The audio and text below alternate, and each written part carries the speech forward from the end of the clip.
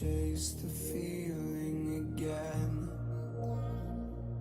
Let's be friends.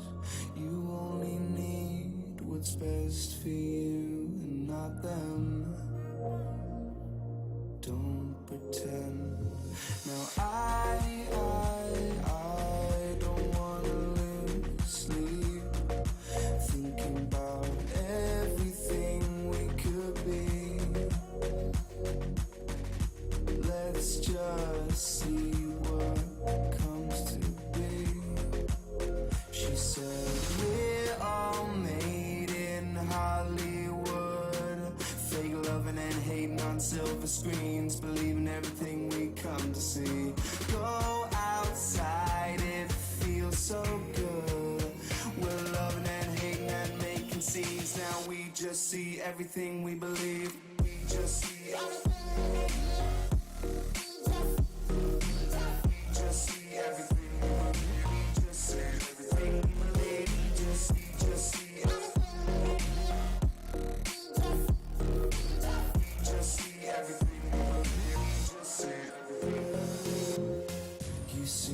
Hello, everybody, and welcome to the Esports Hub. We got a $50 Splatoon 2 tournament today. It's a comfy little Sunday morning, Sunday night tournament if you're in Europe. Lots of interesting teams joining this tournament with us today. We got a lot of big names, a lot of the not so big names, but that's exactly what I like to see. We got some of the more well-known teams here, like Extermination, Saikai, C#, No Fear, those people. We also got a lot of new teams that I'm interested to see, what they can pull out of this tournament today. Looking at Heaven to Hell, trying to see if we can see something out of Chicago Fusion. Not one of the newest teams, but let's. We're looking at the bracket right now. We're trying to see if we can hop into one of these games here. Bracket just came out, and so we are working on getting the games going. We're hoping that our first match of the day can be between Inkyu later and Horizon. That's what we're looking at right now. And just some information about the tournament. The entire first 2 rounds are going to be best of 5s, single elimination. So as soon as you lose a set, you are out. After that, going into the semifinals and the finals, we are going to be doing best of 7. And of course, again, it is single elimination. And so we are just waiting to get into this match here. We're going to be getting it underway as quickly as possible. A little bit of introduction. What's up? I am Vesper. I'll be a caster for today, as well as doing our streaming for the day. We have Dash, who is currently behind the scenes. So thanks to him for putting that job. And we're going to get this game going for you as quickly as possible, guys.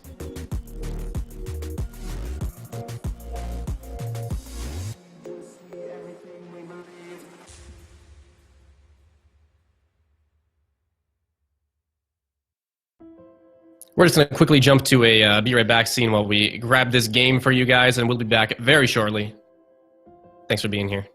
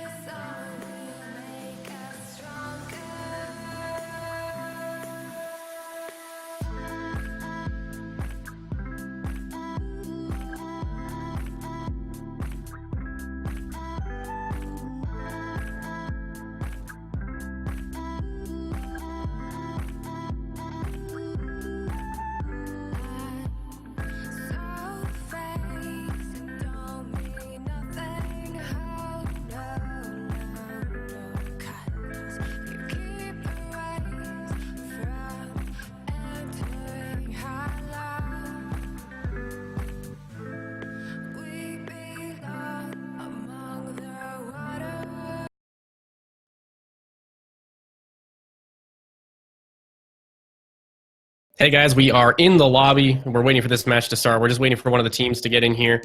Currently, we are looking at Clanless versus Inkor Swim. Earlier, we were looking at Inculator and Horizon, but unfortunately, one of the teams wasn't able to make it to the tournament.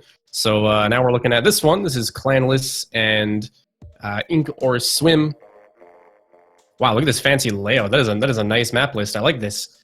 First up, we do have Rainmaker on Kelp Dome. And I'm honestly not I'm not too familiar with either of these teams, so I'm not sure their play styles. So I'm excited to see what goes down here. I'd love to see stuff on Rainmaker Kelp Dome. It's a really interesting map mode combo because Kelp Dome really benefits a lot of medium to long range weapons like Chargers, Splattershot Pros, etc. The thing is, on Rainmaker, you're doing a lot of close-range fighting when you're trying to push the Rainmaker, and those long-range weapons become not as strong as they could be. So on a mode like Splat Zones or Tower Control, you would want a lot of these long-range weapons, but on Rainmaker, you'd want a good balance of long-range and medium-range. So I'm assuming we're going to see some Splattershot Pros because of how dominant that weapon is in the meta right now. Maybe 96 Gal, although not a lot of people have... been pulling that one in this recent meta. I'd love to see some Golden Dynamo. Kelp Dome has always been a notoriously good map for the Dynamo, and it still is in Splatoon 2, so that'd be interesting. We do have both teams here ready to go. Captain setting us up, and we will be starting very quickly. Looking at this map list, though, up next we do have Splat Zones on Muscle Forge Fitness. And, well, I mean, I guess we'll wait to see kind of how these teams play and, you know, how their play styles are before I make any assumptions or any guesses here. But it's actually very similar to a Rainmaker Kelp Dome kind of style team comp where you want that good mix of long range and short range. Especially on a map like Muscle Forge Fitness, there's a lot of both of those engagements in both the offense and the defense.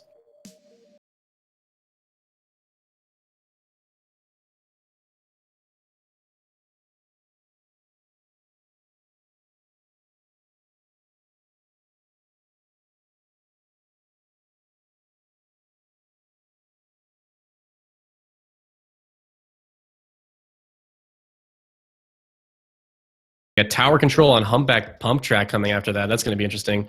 That's always a really, really fun map mode combo. I know I always like to hype that one up a lot, but tower control Humpback Pump Track is really interesting just because of how quick it can finish. It's ridiculous just how fast the tower moves in that map, and it's such a small map that sometimes the map can be over in just one team wipe. So that's going to be a good one. And this is a best of 5, so first team to win 3 of these rounds will be moving on. And it's single elimination, which means as soon as you lose one set, you're outie.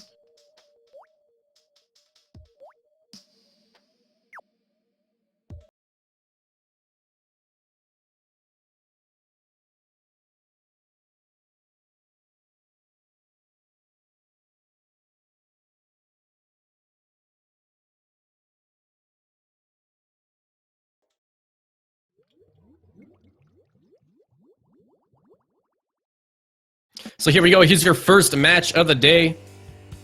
Only 19 minutes behind schedule. Not too bad. Not too bad. Here we go. And just like I said there, you got this good mix of long-range and short-range weapons on both teams. I do like the Brella pick. We saw that the Brella was very, very, very strong coming into this recent patch just due to actually a glitch. But that glitch has been patched, and the Brella is still a very strong weapon.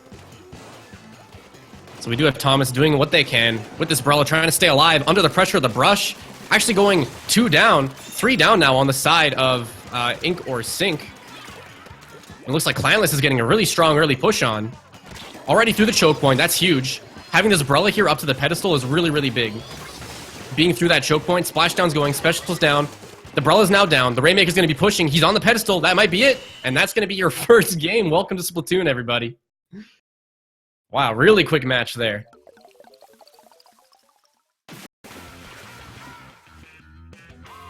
So the Clanless getting a really, really strong early foot. That Rapid Blaster Pro the zoning power of the Rapid Blaster Pro, as well as it looks like the splatter shot just running through and completely sweeping the lines of Inkor Sync. Just like the sheer power. It seems like they kind of got off to sorry, Inkor Sync got off, it's Inkor Swim, my bad.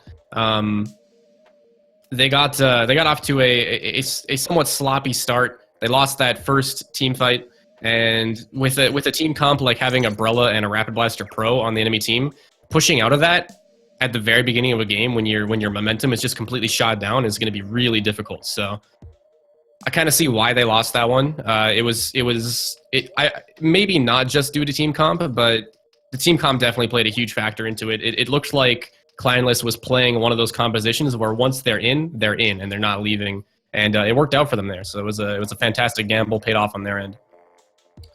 Coming up next, we do have Muscle Forge Fitness Splat Zones. As I mentioned earlier, probably similar comps coming up from both teams. We're going to see the Splatter Shot Pro. We might see the Rapid Blaster instead of the Rapid Blaster Pro, depending on how they like to play this, if they want that Ink Storm or if they want the Splat Bomb Rush. Both are very good on Splat Zones, and both are very good on this map as well. And of course, the Splatter Shots, 100% going to be running around.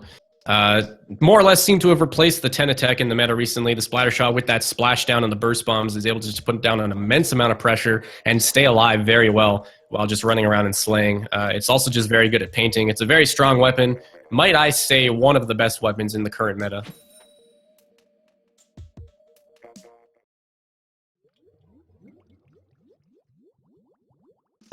And here we go, game 2. Splat Zones Muscle Forge. We're going to see if we can see the exact same play coming out from Clanless, where they try and push in and hold that. The Dynamo coming out from Team Inkor Swim. That's what I like to see. Dynamo being one of my favorite weapons, personally. Maybe not so amazing in this game, but you can make it work, definitely, with some good team play. And there's that Rapid Blaster coming out on the side of Magic, just like I said. They swapped off to the Rapid Blaster off the Rapid Pro because they want that Splat Bomb Rush, which is just so powerful on a map like this. And especially a mode like Splat Zones, it's really good at painting. And so we have the teams trying to push back in right now. Inkor Swim's doing what they can. They got to get that Dynamo pressure off to get some map control so that their N-Zap can run around and try and get some kills. The Brella and the Charger unfortunately going down. Just the Dynamo left. He's got the dream. He's got to make it happen. Armor going off, doing what he can to stay alive. Unfortunately not. And now the zone is looking pretty yellow.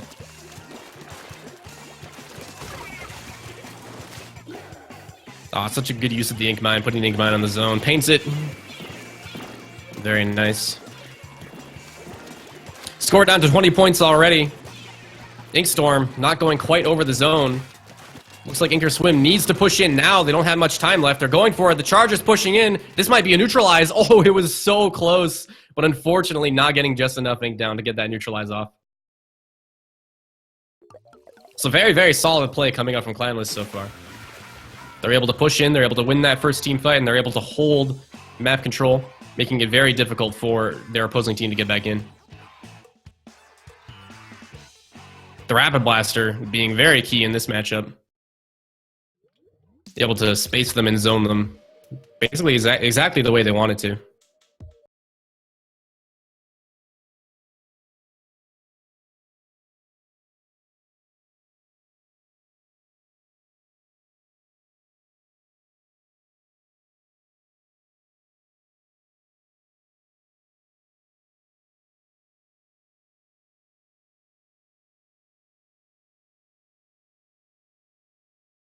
A team like Clanless is running, with a team comp like Clanless is running in their weapon composition, this is going to be probably more or less of what we've seen before.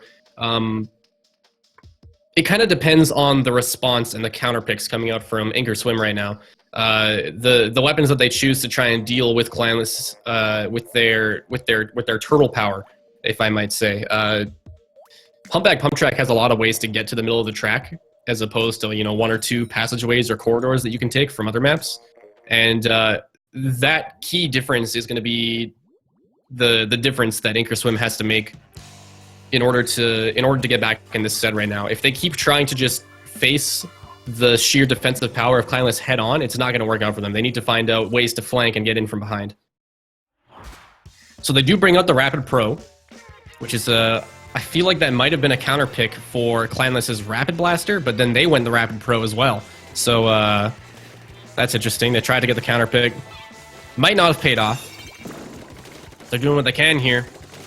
Clanless is on that early tower push. 3 players down. Oh, there's actually a disconnect on the side of Inkor Swim. That's always a bit unfortunate. So the charge is going down. I'm not actually sure what the rules are right now. Wow, Magic getting lots of nice hits off with that Rapid Pro.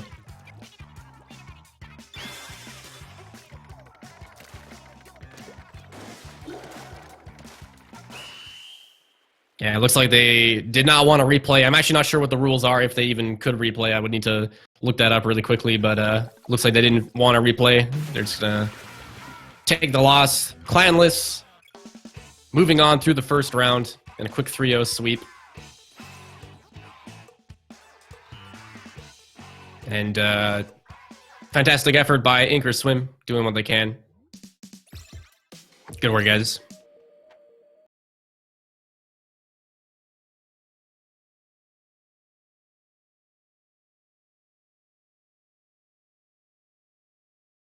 And we will quickly work on getting our next matchup for you guys. We just gotta wait for this bracket to update, and then we'll be good to go. So we might hop to our lovely, lovely Be Right Back screen that I'm sure you guys love to see. And we'll be back with you guys as soon as we get a match here.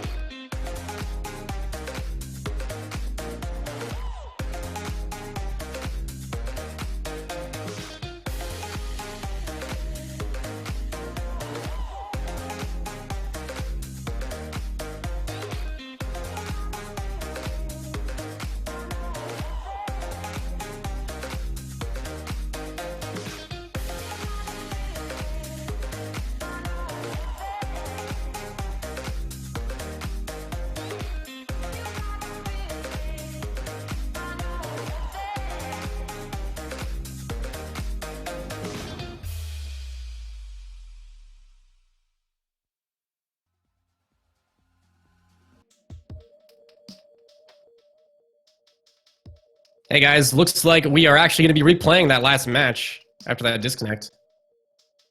So welcome back. We're here again. Tower Control Humpback Pump Track. We're going to give this one more go. There was a disconnect in the last match on the side of Inkor Swim, and they want another go.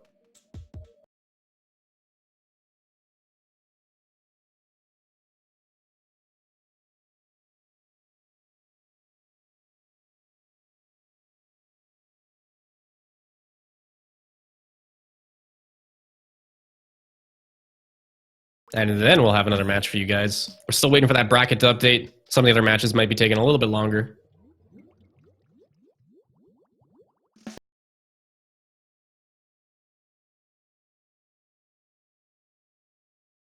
And here we go. Take 2 of Tower Control on Humpback Pump Track.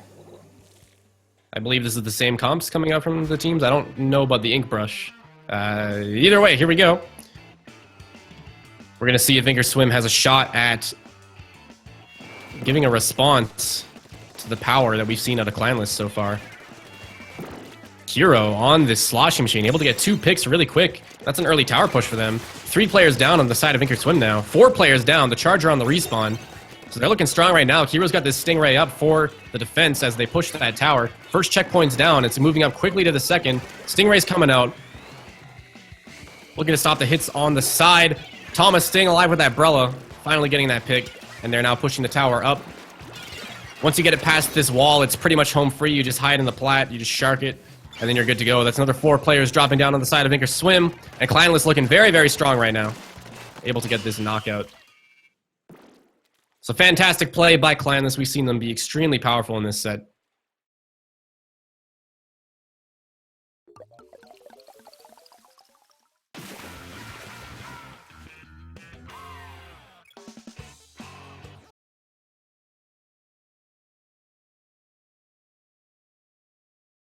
Wow, actually a perfect game too. Dang, not a single player dropping on the side of Clanless. Great work. All right, we're still waiting for this bracket to update. And now we will go over to that lovely Be Right Back screen as we wait for this new match to pop up. And we will be letting you guys know ASAP. Thanks for being here. If you believe it's true, baby, won't you let the light shine through for you, for you, for you, for you, for you.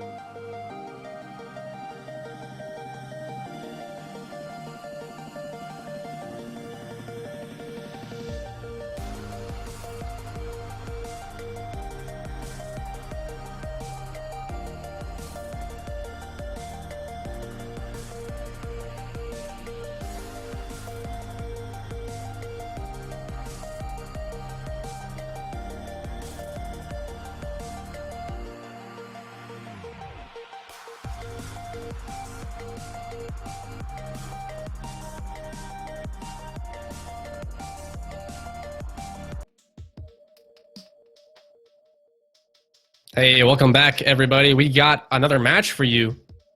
We're going to be looking at Clanless. Again, the powerful team that we saw in the last set, going up against Inkyu later, who, funny enough, was the first set that we wanted to watch. Inkyu later was a member of that one, but we didn't actually get into that one. But here we go. We get to see them now. Seen them anyways. Clanless versus Inkyu later. This is our quarterfinals match. Again, another best of 5. First mode, if I'm seeing this right, we have Splat Zones on Inkblot Art Academy. Oh yeah, I am seeing that right. We're good. Splat Zones on Inkblot Art Academy is, in my opinion, it's like the most vanilla game mode you can get in this game. It's such like a balanced map. It's just a balanced game mode, and you can bring pretty much any weapon to the table, and most of them work. So interesting to see what's going to be going down here. We saw Clanless play very, very strong in the last set, and now we can see if Inkyu later is going to do some of the same. Hopefully we can see a pretty good set going on. So Clanless, we did like to see the Rapid Blaster. We saw the Brella. We saw the Splatter Shot, obviously. Rapid Blaster is a very, very strong weapon on this map, especially on Splat Zones because of how well you can defend with it. A lot of what happens in this map is you take the Splat Zone and then you push up to the enemy team's Plat, which is the elevated area just above the zone, just above middle. And the Rapid Blaster is very, very strong at doing that because it has a lot of ways to access the entrance point that the opposing team has. So Rapid Blaster is going to be very, very key here if they do choose to pull that one in. It's basically just a sharking game. If the game is not decided by middle fights over and over, where every team is making it to the middle and fighting in the middle of the map every time, it just basically becomes a sharking game. And weapons like the Splatter Shot and the Rapid Blaster are very, very good at that.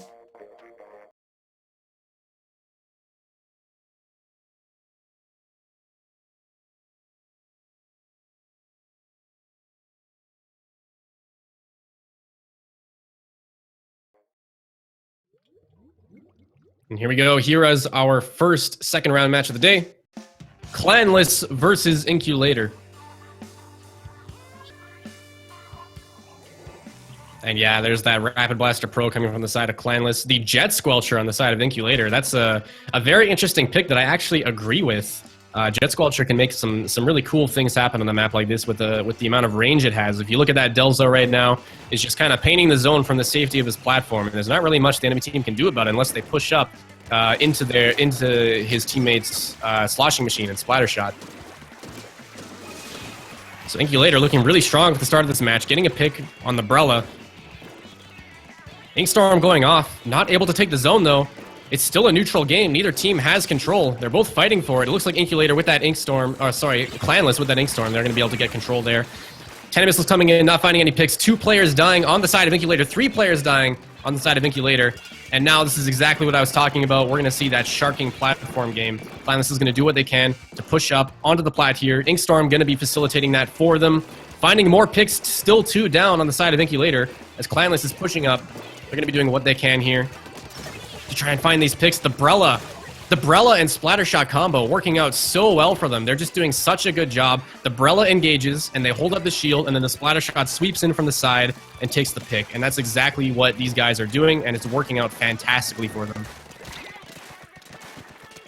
So we do have Inkyu trying to make something happen. They're going for those flanks to try and get some pain down on the zone. Unfortunately, it's not enough. The communication coming out from Clanless is just very strong.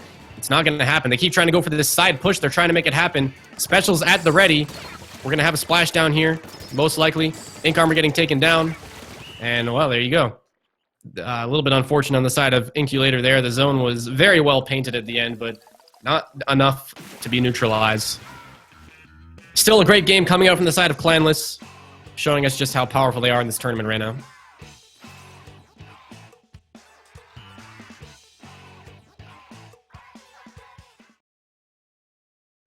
I think Inkyu had the right idea in that match. They tried, I don't want to say a gimmick. Pulling out the Jet Squelcher is not necessarily a gimmick, but it's definitely something that you don't normally see in tournaments, and I like that they tried to make it work. It's up to them to decide if the issue was in that pick or if it was something else completely.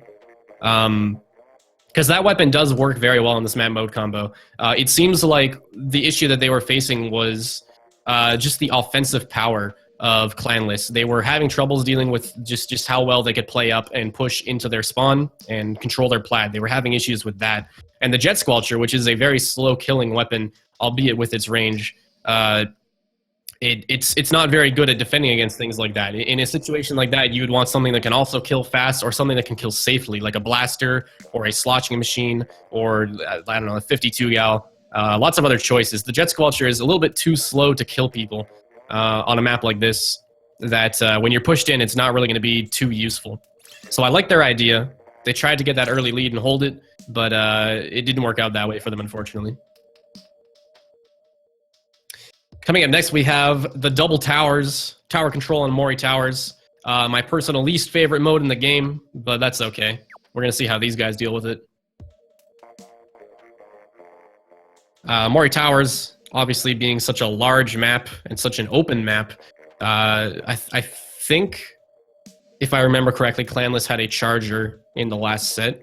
It might have been Inkor's Swim. I think I'm talking about Inkor's Swim. Chargers are very strong on this map, as well as other long-range weapons, like the Jet Squelcher that we saw last game. So we might be seeing that Jet Squelcher coming out again. On a map like this, it doesn't really matter how the flow of the game is going. The Jet Squelcher is more or less always going to be useful. So probably in a bit of a better light here if they were to pull it out this time.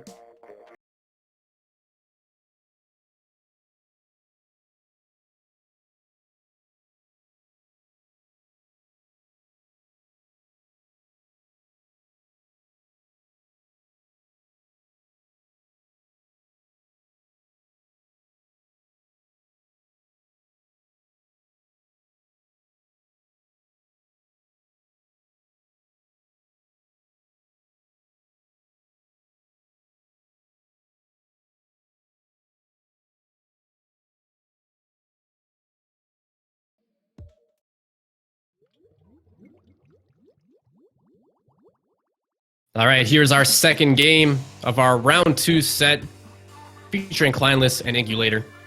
Mori Tower is tower control. There's that E-leader coming out from Thomas, and another E-leader coming out from Latius. So we're gonna have the double E-leaders battling each other from those snipes. Always fun to see that stuff. Rapid Blaster on each team, and the Splatter Shot on each team. And we have Inkulator going with the Splatter Shot Junior to pump out those ink armors. Interesting choice here.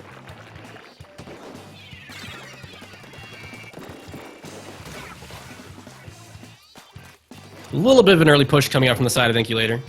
Looks like they're just trying to get some control and hold a little bit right here, but Inkulator actually losing a player, dropping that blaster is pretty big at the start of a tower control match. And so now Clanless is going to get a pretty interesting push. Despite dropping 2 players, the tower is going to keep moving. They might just ride it until they die, which is probably the best call in this situation, although not if it takes too much longer. So they did do a good job staying alive, and now there's 2 players down on the side of Inkulator, and they're going to keep that tower push going. Latius in a pretty bad situation right now. This is not where you want to be with an E-leader, but they're actually able to make it out somehow.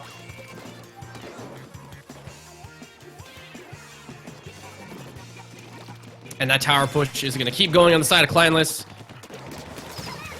Delzo doing what they can, facing up the blaster. They got the response on the tower. The tower's now moving back. So fantastic jump down from Delzo with a splatter shot to able to stop that tower. It's not going to be stopped for long though. Clanless is jumping back on. They're going to be pushing it back towards the middle as they're finding these picks left and right, pushing up the ramp.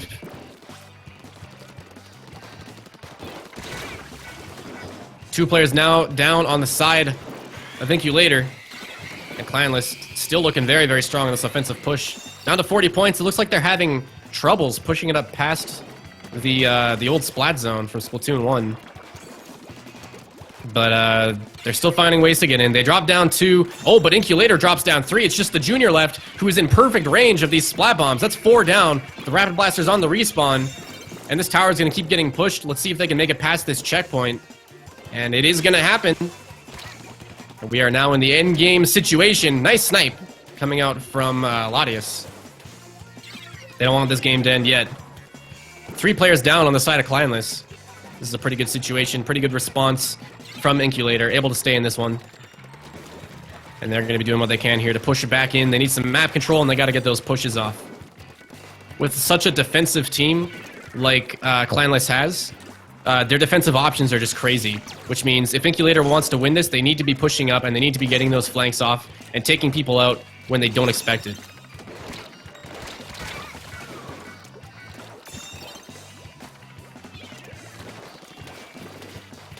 So Delzo doing what he can with this Junior.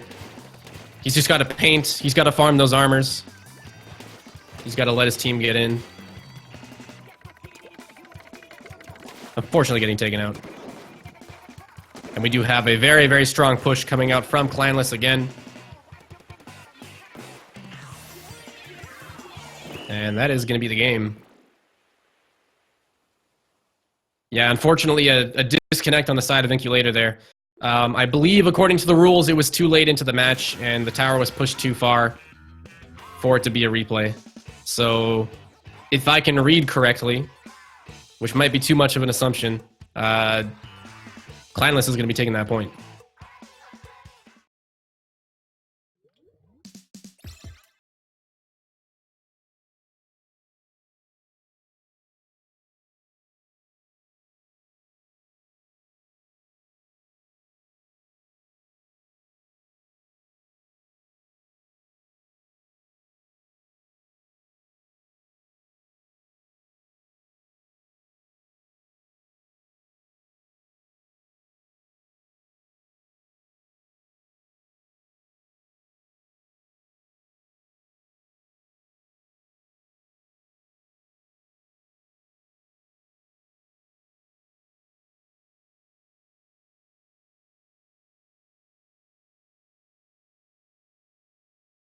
Very fantastic map mode combo, if I do say so myself. This is a good one.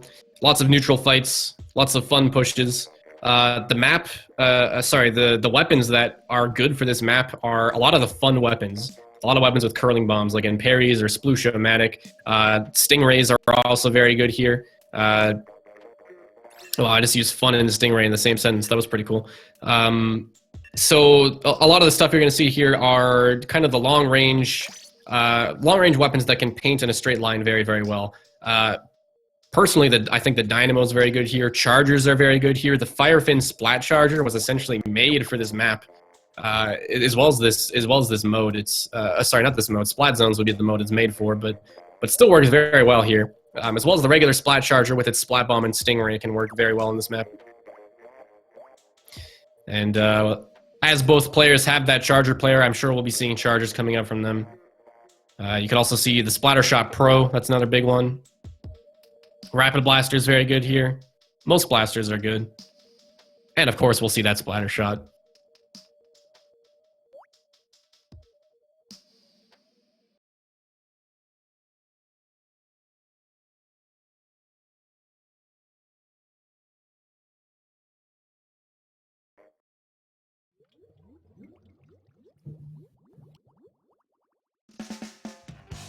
And here we go. Here is game 3 of our second round today.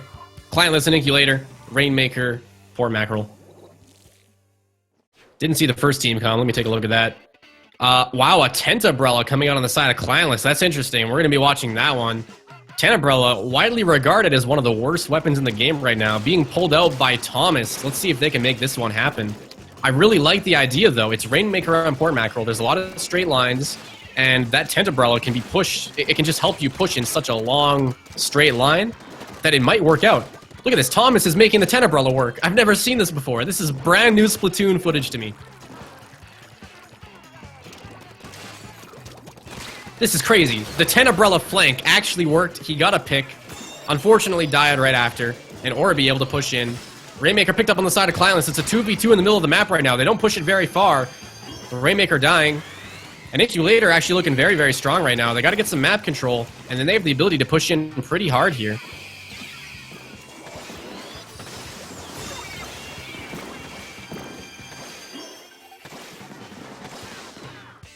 So Special's flying up. 2 players down on the side of Incubator. 3 players down on the side of Incubator. Just the Charger left. That's a bit of a turnaround from the situation that I just mentioned. Bubbles flying off. Ooh, Pyro's actually able to get a nice pick. That's going to halt their push pretty hard. And Orbi up top finds 1, finds 2. That's full wipe on the side of Clanless. And Incubator, they got to push in. They got to get some map control. They got to get that Rainmaker going now. They got the curling bombs going. This is exactly what they need to do. They got the lead. They're going to see if they can take it even farther. Oh, there's a flank, though. Coming behind them, there's a flank. They get the Rainmaker up to 22 points, which is a very, very respectable lead for them all dropping. Clanless has the reset, but now they got a pretty huge deficit to deal with. So they're going to do what they can to push back into the middle of the map here. They got pretty decent map control on their side, but it's the enemy's side that they need to worry about right now. With weapons like the Sploosh and the N-Zap, they got to do a good job at actually pushing through that center line. Stingray trying to take out the Rainmaker. He's still alive.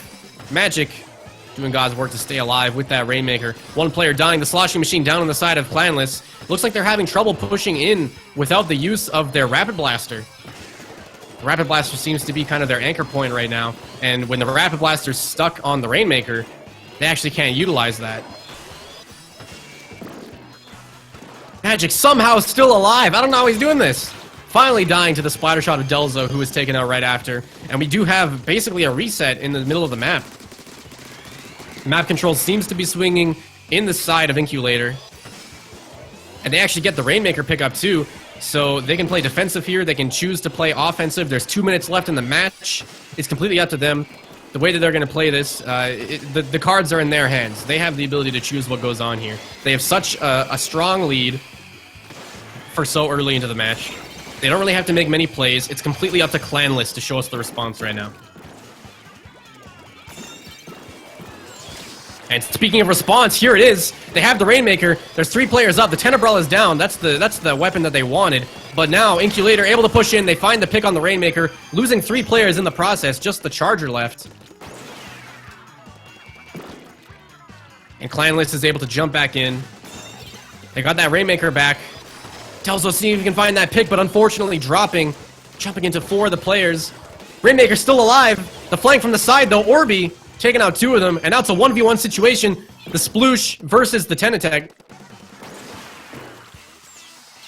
Orby grabbing the Rainmaker, coming up from behind. And then they find that kill on him. Very interesting game so far. The Rainmaker's just trading hands back and forth between both teams.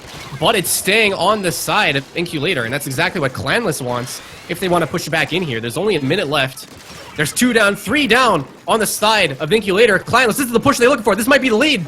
That's going to be it. That's the lead. That's what they needed. And it might be the knockout too. Oh my god. That was crazy. That was very, very good reaction and decision making from the side of Clanless. They saw that 3 players were down. They saw that, I believe it was the Enzab, maybe the Sploosh, were out of position, and they said, okay, just go. And it gave them the knockout. That was fantastic play from them.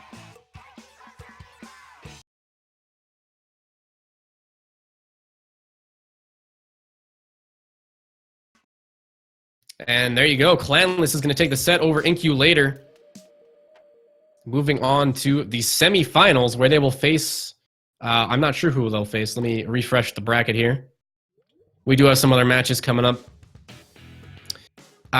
Clanless will face the victor of Super Inkling B and Senkura. So that's who they're going to be facing. Up next, I'll give you a quick update on the bracket. We do have Quantum Kids versus Saikai. Quantum Kids actually taking out C Sharp, which is incredible. No Fear dropping to Saikai. So Quantum Kids and Saikai is going to face the winner of Extermination and Heaven to Hell. And let me tell you, getting the Saikai versus Extermination game done with in the semifinals is going to mean there might be well, hopefully not, but there's a possibility that we're going to see a very quick grand finals. Hopefully not. It kind of depends on which team meets them there. On the lower side of the bracket, we do have Clanless going up once again versus Inkling, Super Inkling B or Senkura. That's going to be one of the next matches we watch. Either that one or Quantum Kids, or sorry, the winner of Quantum Kids and Saikai versus the winner of Extermination and Heaven to Hell. So we will keep you guys updated, and we will grab this next match for you as soon as it is available. Don't go anywhere. Thanks for watching, guys.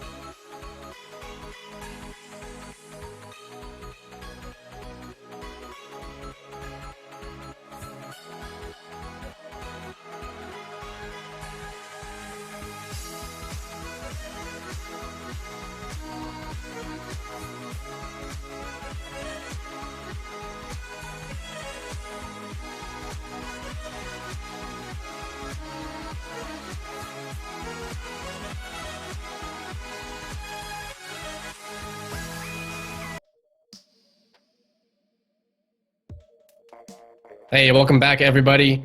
We got a hot one for you guys coming up. We got Heaven to Hell versus Extermination. This is a quarterfinals match, so this is round 2 again, just like the last one that we saw. So this is not semifinals. It is still a best of 5 on the same map list. I'm very, very excited to see what goes on here. Personally, I have not seen Extermination play since picking up their new member, who I don't know what their name is, so I'm just going to call them Face Guy, because their name is a face. So that's going to be my call out for them. So I'm very, very excited to see how they play with their new member. And up against them, we have Heaven to Hell, which I believe is a pickup. I'm not 100% sure.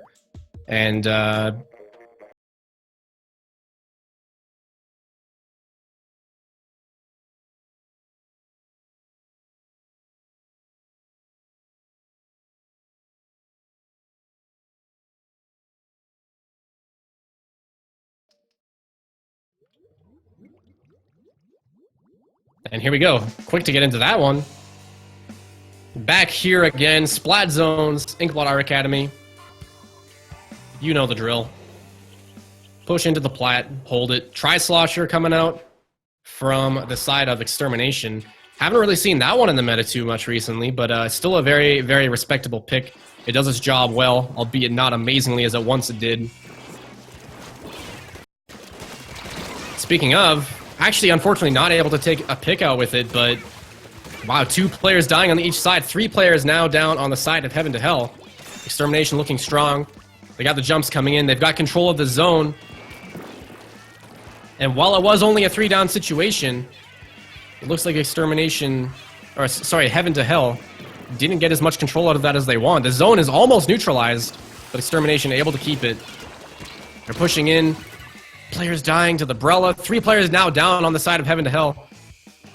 And the Charger's stuck in the Stingray. Oh no, Wasdom going in for Clown, able to find it. That's the worst, being stuck in that spot right there with the Stingray. Completely helpless. It's the worst. Wasdom able to stay alive, despite all the pressure coming out from the Luna Blaster. Roller coming up top, able to stay alive with that splashdown, taking out Wasdom. And it looks like the side of Heaven to Hell, they're just playing it patient, and they're waiting for a good opportunity to actually push in and take control of the zone. But they don't have much more time to wait. They have to make that push now, and they're getting pushed up to their plat. If they drop players here, it's going to be devastating, and they're already down the Luna Blaster. They're on the respawn. One more player going down. It's the 10 attack, and it's not going to be enough. They didn't have the time to be able to push back in there, unfortunately. And Extermination taking a pretty quick game 1. So fantastic job to them.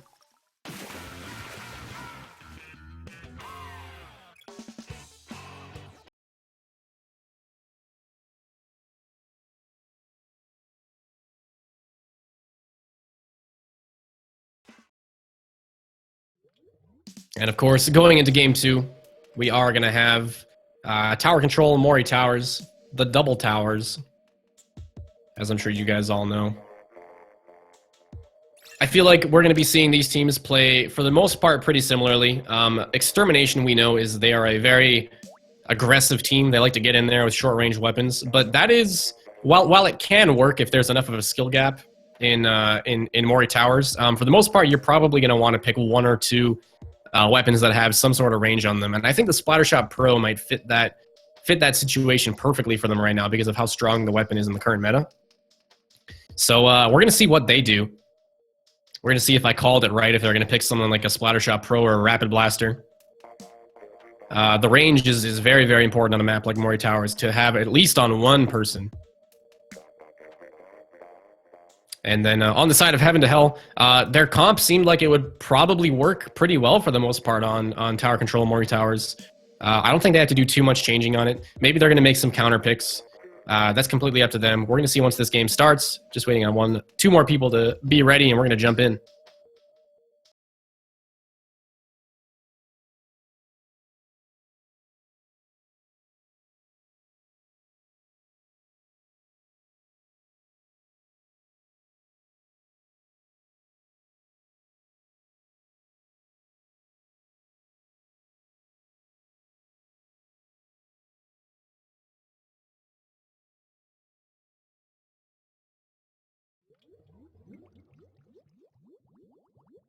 Okay, and here we go. Here's our game 2 match of our second round match. Wow, that was a lot of twos. I'm pretty sure nobody followed that one. 2 chargers on the side of Extermination right now. That is something I never thought I would see. 2 chargers, a Luna and Umbrella. Very, very interesting choice. E-Leader, though, on the side of Heaven to Hell, who unfortunately immediately disconnects. Okay, so that was a match. And yeah, they're going to stop playing, so we're going to be replaying this one.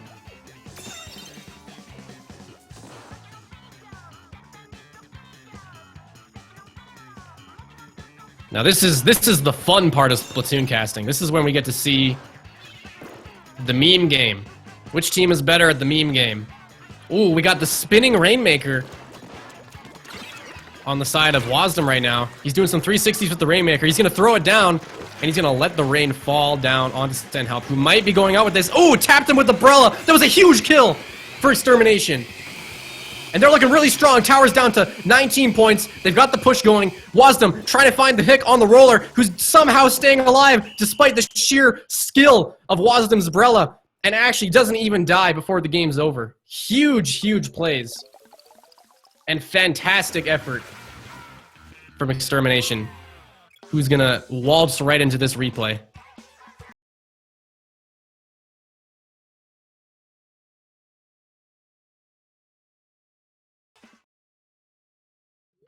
All right, let's get this one set up again.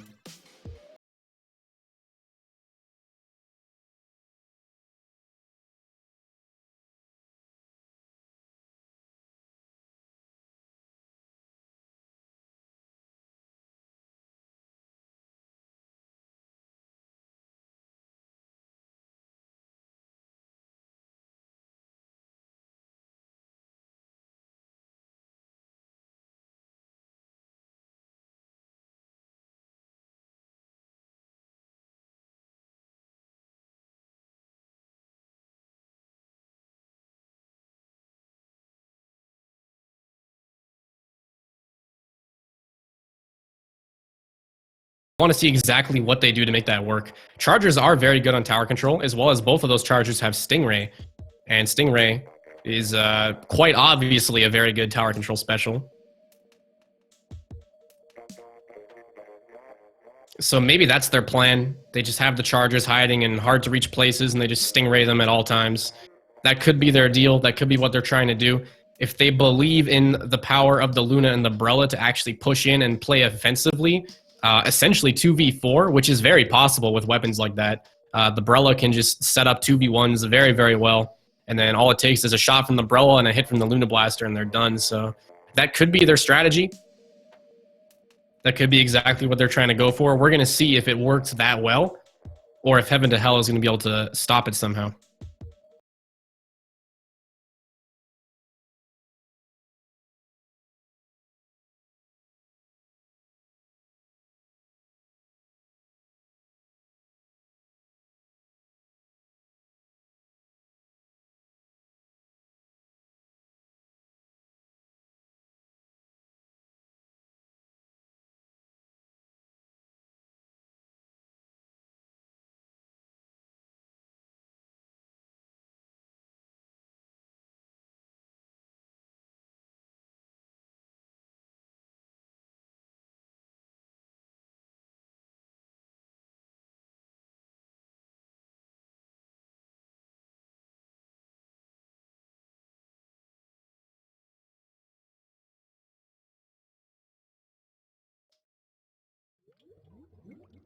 All right, guys, if you thought my intro to the last match was confusing, check out this one. This is the second time we are watching the second match of the second round of our second round match in this tournament today.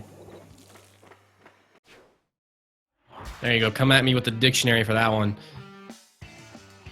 Get your calculators out. We do have the double charger comp coming out from the side of Extermination. This is exactly what I wanted to see. And Echo just charging up that early Stingray, showing us just how well a charger can paint. That was a joke. Chargers can't paint that well. Wow, 3 players dying on the side of Extermination. Echo only alive right now because he was sitting up on top of Overlook, but able to take out 2 people with the Stingray. That's huge. Fantastic work there, and while it looked like a very, very bad start on the side of Extermination, now it looks like they can just kind of run back in here due to just the precision of Echo's Stingray. They're not going to be at much of a disadvantage anymore. Echo finding a nice pick on the enemy Charger. Taking out the E-Leader is huge. There's 2 Chargers on your team that both get outranged by the E-Leader, so when that E-Leader is down, you are basically free game to go. Pushing the tower through the Inkstorm, doesn't even care. They're up to the first checkpoint. We're going to see how they deal with this 2 Charger comp.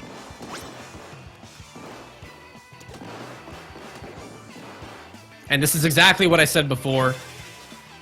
Basically, the way that this is going to work out is pretty much how I said. We've got the Brella and the Luna Blaster. They're going to be pushing up and setting up 2v1s. That's kind of what they're doing. You're going to get the Brella, push up to someone, hold out that Brella, get a few shots on them, and then the Luna Blaster sweeps in from the side like a falcon to take the pick off of them. And they just keep running up, and it takes out people so fast and efficiently that having 2 Chargers might actually work. And that seems to be kind of what's going on here. The double Stingray is also very, very strong for tower control, and I think that's why this comp might be working out for them, though. But Heaven to Hell on a pretty good offensive push right now.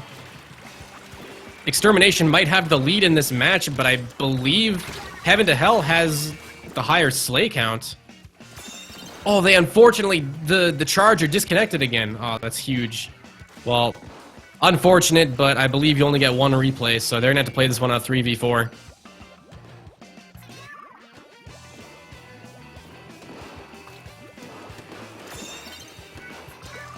So Extermination is just going to do what they can, hold this lead.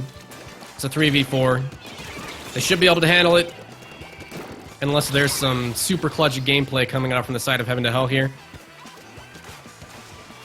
Wow! The double roller kill. Sharp, fighting the Brella. Can he do it? Takes out the Brella. That is a triple, maybe a quad kill for the roller. Oh, dying to face guy. A little bit unfortunate there. The thing is when you're fighting a 3v4, every death is huge. You do not want to die when fighting a 3v4. Because dying in Splatoon, you might not be dead for that long. You respawn fairly quickly. But dying in Splatoon is huge because you're not painting the map. And this is a game about map control. So when you're dead in Splatoon, that's like really, really, really big deficit for your team. There you go, all 3 players, all 3 remaining players down on the side of Heaven to Hell. Extermination not pushing the tower. Looks like they just want to play it safe. They respect the 3v4 power of Heaven to Hell. And they're not going to risk pushing in and losing. They're just going to hold the defense. 1.5 minutes left in the game.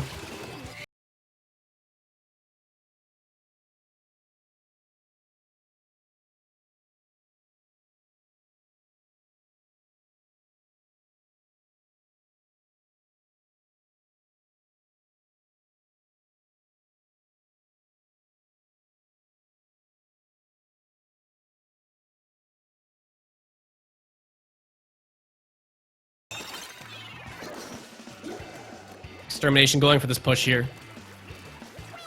Maybe they have just now realized that it is actually a 3v4. They're going to try and... Oh, banana! No! Aid the Inkstorm, followed by a burst bomb for breakfast.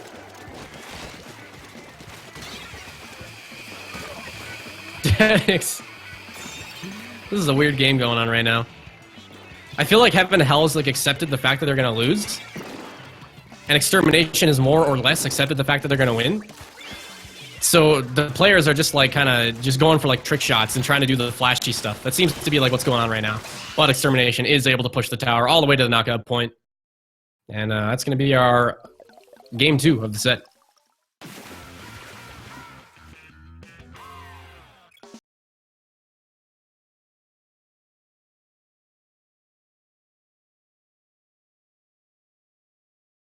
A little bit unfortunate on the side of Heaven to Hell because that game was very, very close. Like I said in the beginning, Extermination got the really early push and they had the early lead.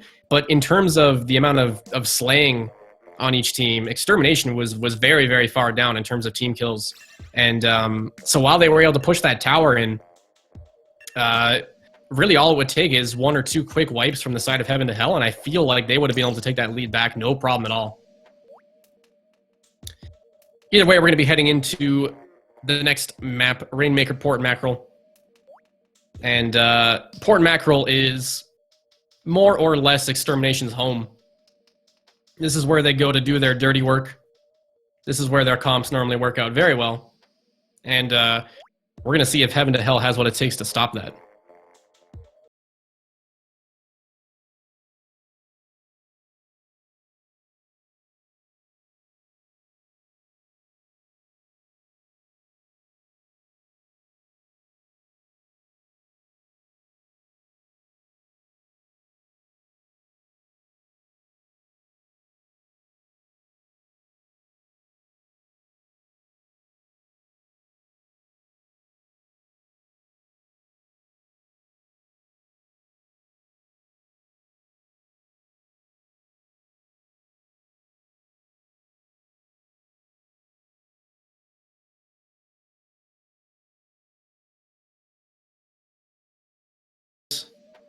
We're going to be jumping in round 3, Extermination versus Heaven to Hell.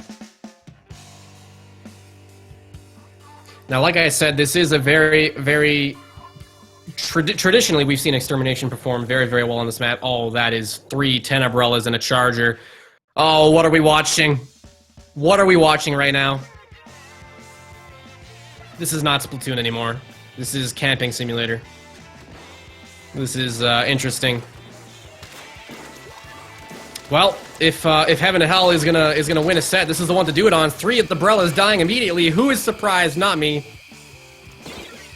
And we're gonna see them pick that Rainmaker up. Unfortunately, dying to the Stingray. Wait, did that Stingray take out 3 people?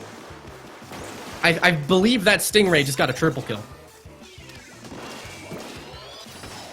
Well, it's remained to be seen. Banana throwing up that shield. They're gonna get that Rainmaker pushing in behind it. They're just going to be alternating the shields here. That seems to be what's mostly going to be going on. And the bubbles, the shields. This is ridiculous! There's no way you can stop this! This is crazy! They just had the shields, and that was crazy! What just happened? That was not Splatoon. That was not Splatoon. That was Extermination running in and saying, this is our campsite now. They pitched their tents, and they pitched the Rainmaker on the pedestal.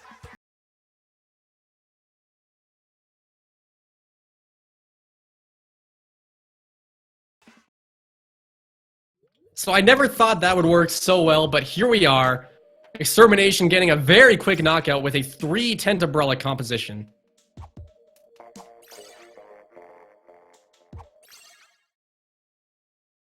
And there it is, Extermination taking that second round game over Heaven to Hell. They are going to be moving on in the bracket. Facing, let me see if it's up, facing Saikai in the semifinals. Silver Sanction Saikai. Another very, very strong team. That's going to be a good set. We're going to see if we can pop that one in there. We are going to be doing what we can to get this next match for you guys as quickly as possible. Thank you for watching. Stay tuned, and we will be back in just a moment.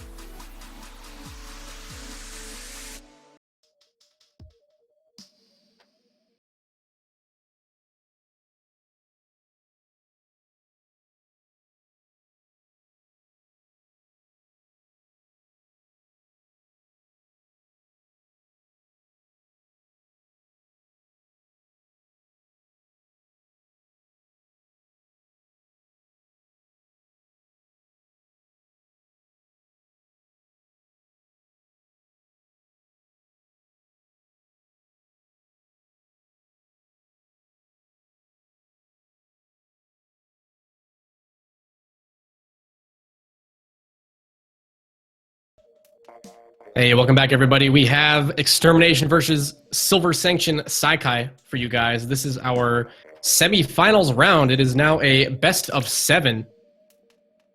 And a good set it's going to be. These are two very, very good teams. This is going to be some great matches coming up for you guys. First one, we have Rainmaker on Mori Towers. I think we've seen lots of Mori Towers this tournament. That's a little bit interesting, but nonetheless, it's going to be good. I don't think we're going to see the 2 Chargers coming out from the side of Extermination like we saw last time. That's probably a tower control comp more than it is a Rainmaker comp. Coming out from the side of Saikai, we're probably gonna see Chip on the Octobrush. I don't know how Chip does it, but Chip is so good at being able to push in despite having no range on the weapon. So definitely keep an eye out for those Chip flanks. That's what we're gonna be seeing. And other than that, it's basically up to the team comps to be able to see how this match is gonna go right now. I'm still learning how Extermination is playing since grabbing their new member. They've changed up their playstyle at least a little bit. Like I said before, 2 Chargers coming out from Extermination is nothing we would have seen before this.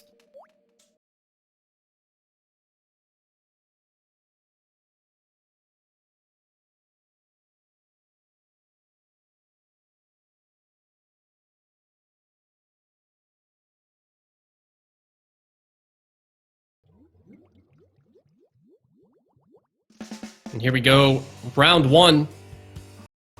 Game 1 of our semifinals match versus Silver Sanction Saikai versus Extermination. We got the Brella coming out on the side of Silver Sanction. Always good to see that one. And very, very interesting comp from Extermination. This is more or less what I expected, but at the same time, this is not something we normally see from them. The Charger is going to be interesting. We got to see how this guy plays. Face guy pushing in with the Luna Blaster. Not able to find the trade on XYZ. A little bit unfortunate there. That's definitely what they were looking for, or the pick. Couldn't find it. 3 players dropping down on the side of Saikai as Extermination is looking really, really strong. They got to grab this Rainmaker and go, but they're in the middle of fighting. Luna Blaster on the flank. They're able to take it down. Rainmaker's in a good spot right now. They need some ink up there. Face guy's pushing more or less alone. Savage is going to catch up.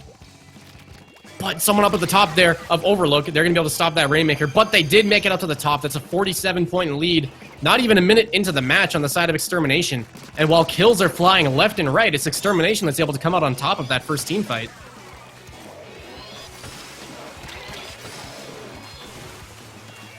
So we're in a little bit of a neutral game right now. Speaking of which, we got Gamer holding that Rainmaker. It's looking like they're going for that side push. They don't care about winning the team fight. There's 4 players alive on the side of Extermination, but they want to get that Rainmaker up there. Inkstorm coming in with the support. Oh, just not able to find those picks as Saikai drops some players. Extermination's going to paint the middle of the map. It's up to them to get this response now. They've got a 47-point lead, but that's not really enough when you're playing against a team like Saikai. They got to keep that push going. Saikai able to clean up 1 member. They're looking for the second pick on Wasdom here, who's able to find the trade on XYZ. Sorry, not even a trade. They're still going. Versy's got to stay alive. They've got the Brella. Brella's normally very good at doing stuff like that. And just like that, Extermination's up on the strong foot. Saikai was looking very strong, holding the middle of the map there, but no, Extermination was able to push them out, and now they're going to get this pop. They might choose to play defensive for a bit. Saikai's going to be on the respawn here. They are all back. They're pushing in. They got 1 pick. Double splashdown. XYZ unfortunately getting taken down by Savage's splashdown. Just a little bit too late on his. Savage still charking up, but Chip is going to be jumping down. 3v3, now 2v2 situation in the middle of the map. And this is just a very, very neutral game right now. Nobody's touching the Rainmaker, but Extermination has the lead. And if they decide to hold this 47-point lead, that could be the end of their game. Because all it's going to take is Saikai to get 1 or 2 good picks, and that's going to be over, because 47 points is not a lot. All you got to do is touch the top of Overlook and push it like 2 or 3 steps further to get the lead there. So it's completely up to Extermination how they want to play this. It looks like they're going to be playing defensive, but Savage able to find the Shark on the Rainmaker. He was in a really good spot. The rest of Saikai pushed up to the top of the map. And Savage realized that he was going to be alone with the Rainmaker, and he was able to completely halt their push. So fantastic decision-making from Savage. Even if he does eventually go down, it stalled their push, and it's going to let Extermination hold the lead here.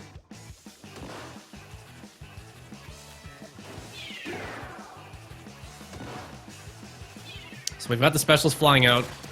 Bursty trying to do what they can. Inkstorm throwing up. They got the Sprinkler, trying to get that paint down. Grab the Rainmaker. Oh, wow! The Stingray on the side of Extermination actually got taken down. I'm not even sure how that happened. Bursty making it away from Face Guy as he's pushing in. Little Blaster getting taken down. They almost made it to the top. That was really close, but Savage was able to stop it. Oh, but here it is. This is going to be the lead. Again, that's exactly what I wanted to talk about. Because Extermination, they were holding that lead at 47 points. That's not really enough. All Extermination had to do was get it up there and move 2 or 3 steps forward to get that lead, and that's exactly what they did. And now Extermination needs to work to get that lead back with less than a minute in the game.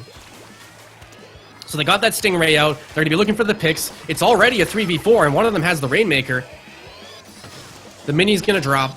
It's more or less a neutral game right now, as we do have Saikai pushing up onto the side of Extermination. Echo's going to fall. Oh no, they had someone fall off the map too. This is huge. Savage has to stay alive. They have to make something happen right now. They've only got 30 seconds left, and the Rainmaker is not going to survive a good push. He's going to fall down. He's going in the incline. He's going to drop to Bursty's Brella, and they've got 20 seconds to pop that bubble and make it back into this game. But it looks like it's not going to happen. All Saikai has to do is pick up that Rainmaker and just hold it at the backside of the map. And you can see Gamer just sitting there on the Rainmaker. That's exactly what he was doing. He was waiting for the timer to tick down to make sure that he's safe, and he's just going to run back with this Rainmaker, and now Extermination has no hope of making it back in this game. So very, very good play coming up from Saikai. They got that lead. They acted on Extermination, not trying to push the Rainmaker further, and that's what won them the game there. So fantastic job from Saikai.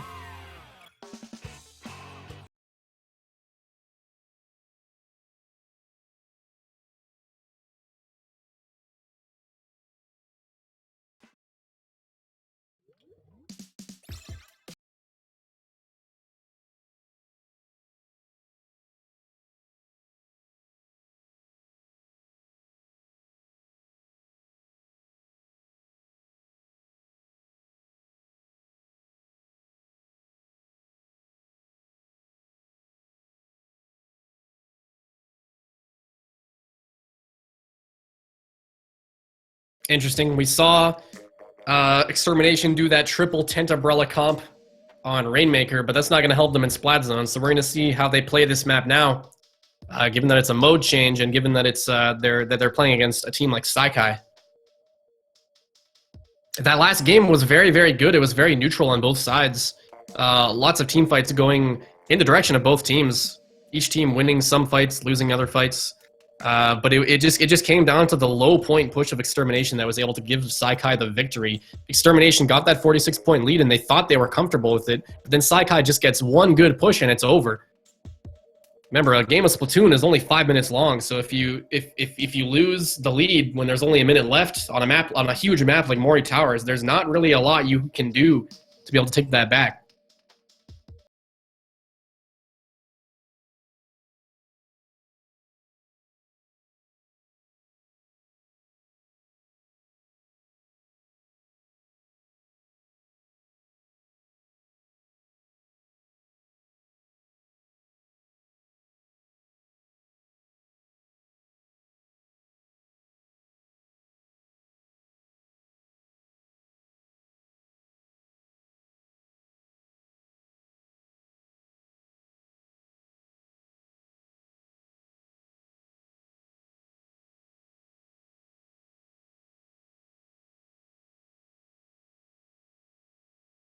Shaq coming in, trading out Chip. Very interesting. Looks like they don't want the Octo Brush on Splat Zone's Port Mackerel.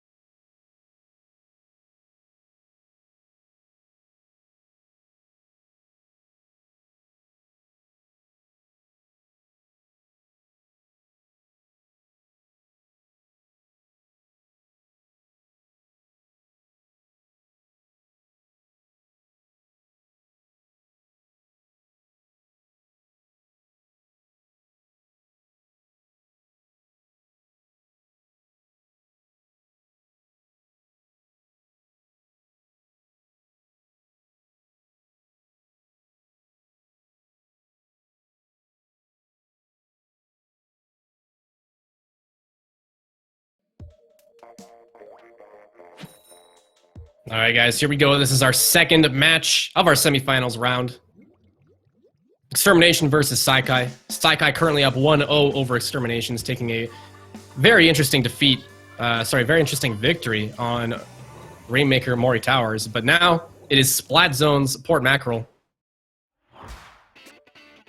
Ooh, I like the pick of the H3 Nozzle Nose coming out from the side of Saikai. H3 Nozzle Nose got a lot of play in Splatoon 1, but it has been mostly silent in Splatoon 2 from a lot of teams. There's a couple players that play it, but for the most part, it's just been completely locked out by the power of some of the other weapons in this game. And wow, actually Saikai dropping 3 players and Bursty jumping back to spawn. That is an effective team wipe. And Extermination is going to get very early control of this zone and some good map control on the ground. So now it's completely up to Extermination to be pushing up. Oh, those Tenet missiles, that is a lot of them flying in. That's going to make them scatter. And now Saikai has to push in. They've got those 2 Stingrays going. Stingrays, as we know, are such a huge special on a map like this. They unfortunately didn't really seem to get many picks with them, though. And Extermination, despite losing some players and losing some of their map control, they were still able to hold the zone. And an objective like Splat Zones, it doesn't matter how well you're pushing into the center of the map. It means nothing if you don't get the zone. So now we're down to just 25 points remaining on the scoreboard for Extermination. Saikai has to make this push in. That's 2 players down. Oh, but the Charger taking out the sloshing machine. And the Inkstorm coming in to hold the zone. That's going to be huge. It's completely up to Gamer. This is their last chance. They got the neutralize, but the jump is in, and they're going to repaint that zone. And that is going to be game 2 going to Extermination. Unlocking our 4th match in this set.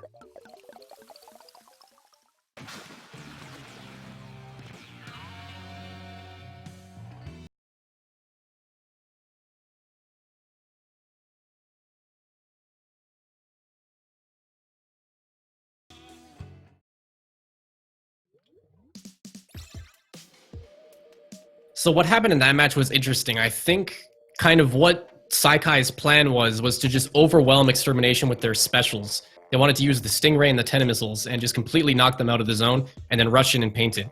But what happened there was Extermination got too much map control down that when they did start unloading these specials, Extermination was able to move around and maneuver around them to stay alive. And then it just kind of thwarted Saikai's plan because after they use all these specials, nobody's dead.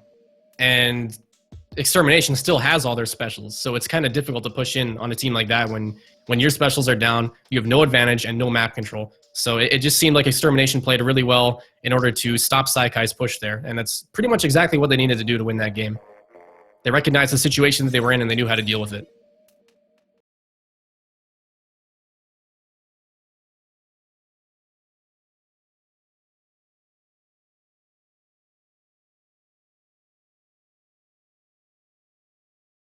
Our next match is going to be Tower Control Sturgeon Shipyard. I believe this is our first time seeing Sturgeon Shipyard today. And Tower Control is an interesting mode. We've seen Extermination do wonders on this map in the past, but Saikai is also very strong on this map.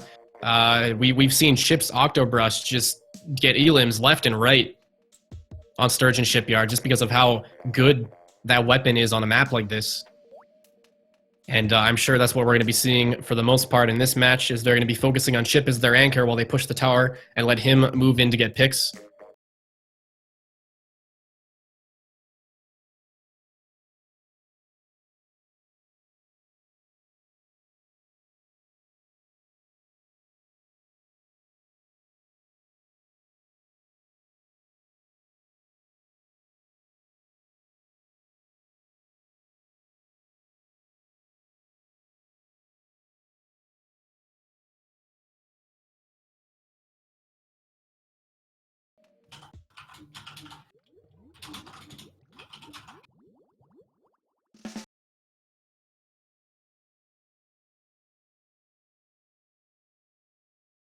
Here we go. This is our round 3 match in this set. Extermination versus Saikai. Both teams tied 1-1.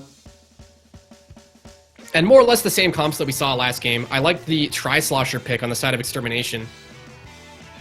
Tri-Slosher is very, very strong on this map, despite the nerfs that it received. Wow, XYZ getting taken out by some early burst bombs.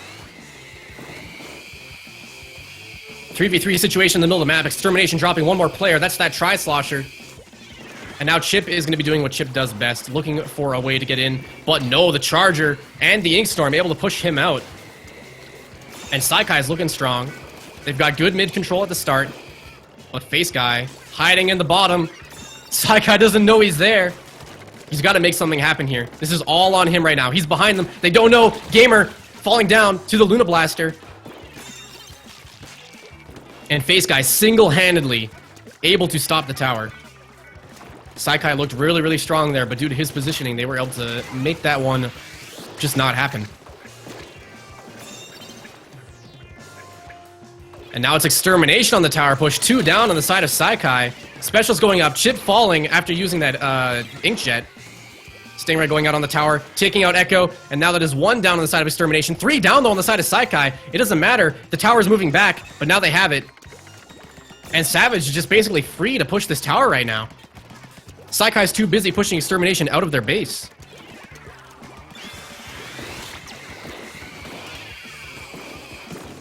And here's their response. XYZ with the Stingray. Oh, but Face Guy's pushing in on... Oh, no. He's playing it safe. He's playing it safe. Ooh, falling down to the heavy splatling of Gamer. And this is Saikai's opportunity to push back in. There was 2 players down there, and there was 1 on the Stingray. They're able to take it out, but the Inkstorm goes up. That Inkstorm is huge. It's going to delay their tower push just by a little bit, and those few seconds are all Extermination is going to need to be able to push back in and hold this defense. It's a 3v3 situation in the middle of the map, but the positioning of Saikai is huge right now. Shaq able to find a pick on the window there on Echo. Having that Charger down on a map like this on tower control is huge. But Savage able to make it in from behind with the Splattershot Pro, and now Extermination able to push back. They didn't get the lead. It's only 56 points, but that was huge. They just needed 1 more second on the tower, and they would have taken the lead. And now Extermination is still able to play from the lead here. Chip doing Octobrush things up on top of the bridge there. Savage doing what he can to take it out, but the positioning there from Chip is key. Wow, able to get the kill on Face Guy as well.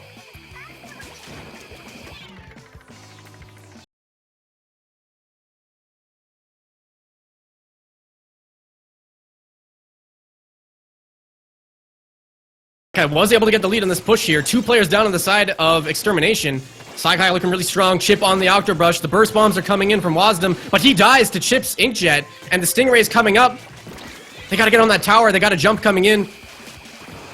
This is really, really strong. They made it through the checkpoint, so they're gonna keep this push going. There's a chance this could be a knockout, but that Tri-Slosher is there, and that's gonna stop the tower push. Oh, the Tri-Slosher dropping, though. Just XYZ is the last one, able to find the pick on Echo. He's got to stay alive if they want to keep this push going. XYZ falls, and now it's going to be returned to the neutral game. And Extermination is going to be jumping in. Seeing what they can do about this 7-point push from Saikai. Going to be a difficult game, only a minute and a half left. And Saikai is looking really, really strong right now.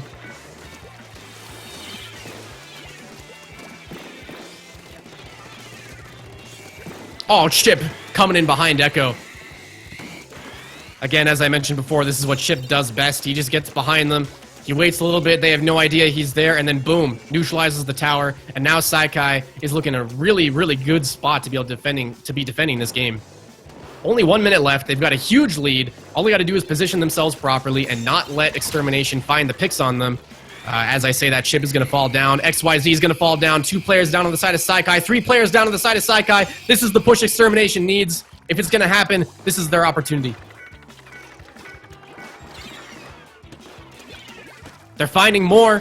Extermination still running rampant in the platform and the courtyard of Saikai. They've got to stay alive.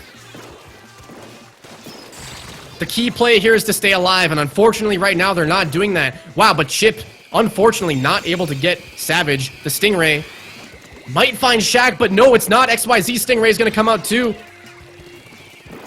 And it looks like Saikai, for the most part, has neutralized that push. It's a fantastic play coming out from them. Extermination has 1 more shot here. They got to push it into overtime. But they got to deal with Chip right on the middle. All they got to do is touch it. They need to be on there. There's the overtime, but the Stingray is going to come out. 2 players down. Savage still up. XYZ pushing it, and Shaq is going to splash down onto the tower. and stop that. That is Saikai taking game 3. It is now 2-1 for Saikai versus Extermination. And we are going to be moving into game 4.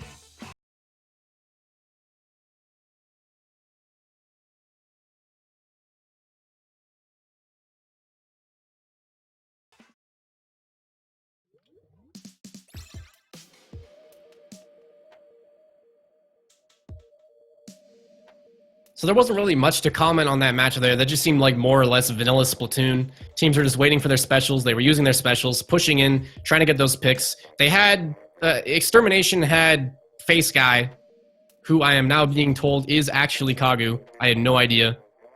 And Saikai had Chip. And it seemed like both players were playing the same role. They were just trying to push in, get behind, and find those flanking picks. And it was basically just up to whichever team had the situation under control, they would start pushing in. And it just turned out that Saikai had more situations like that than Extermination ever got. And their team composition just helped them hold control of the enemy side of the map a little bit better with that Splattershot Pro with the Ink Storms. It just helped them stay in there a little bit more, which let them get that tower push up to 7 points. And that's why they won the game.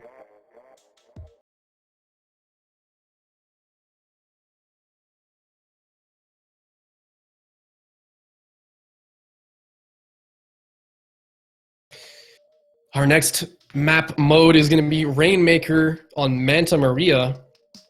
Now, I feel like for the most part, the team compositions are going to be the same, and we're going to see a very similar game to the last one. Manta Maria and Sturgeon Shipyards are more or less similar maps. The game mode's different, but I feel like the comps are going to be more or less the same. Manta Maria is a map that benefits nearly every single type of weapon. There's not really any bad weapons here. Your blasters work, your shooters work, your long-range weapons work. Everything's just kind of balanced on this map, so it's a very good map in that standpoint, much like Sturgeon Shipyard. So we're probably going to see more or less the same compositions come out and more or less the same kind of gameplay from both teams, where they try and send their flanker in, find a few picks, and then push once they get those picks. And it's just up to the team which is able to find those picks first that's going to win.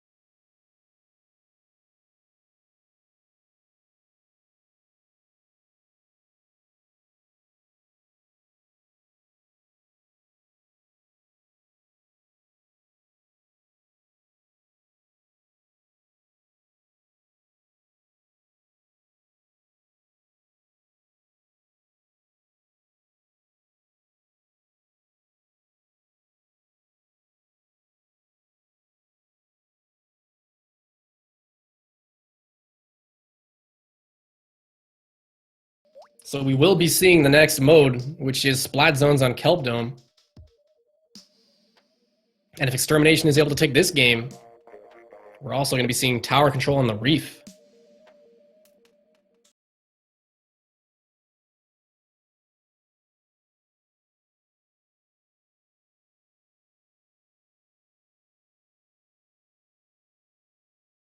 Apologies, we'll be seeing tower control on the Reef no matter what.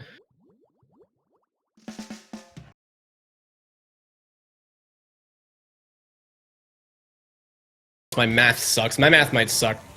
Whatever, we'll see what happens. Saikai versus Extermination. This is round 4. Rainmaker on Manta Maria. Let's get into it.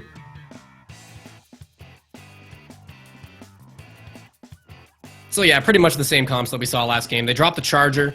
Echo is no longer playing that Charger. He is now on, if I can find Echo. Echo playing the Sloshing Machine.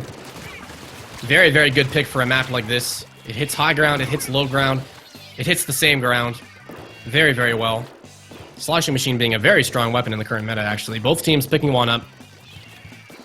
The important thing to note here is that Saikai has a lot more range than Extermination, just because of that heavy splatling pick.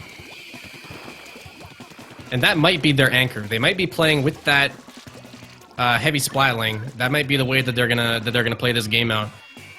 Pretty vanilla trades going on in the first part of the match here. Extermination and Saikai both dropping players.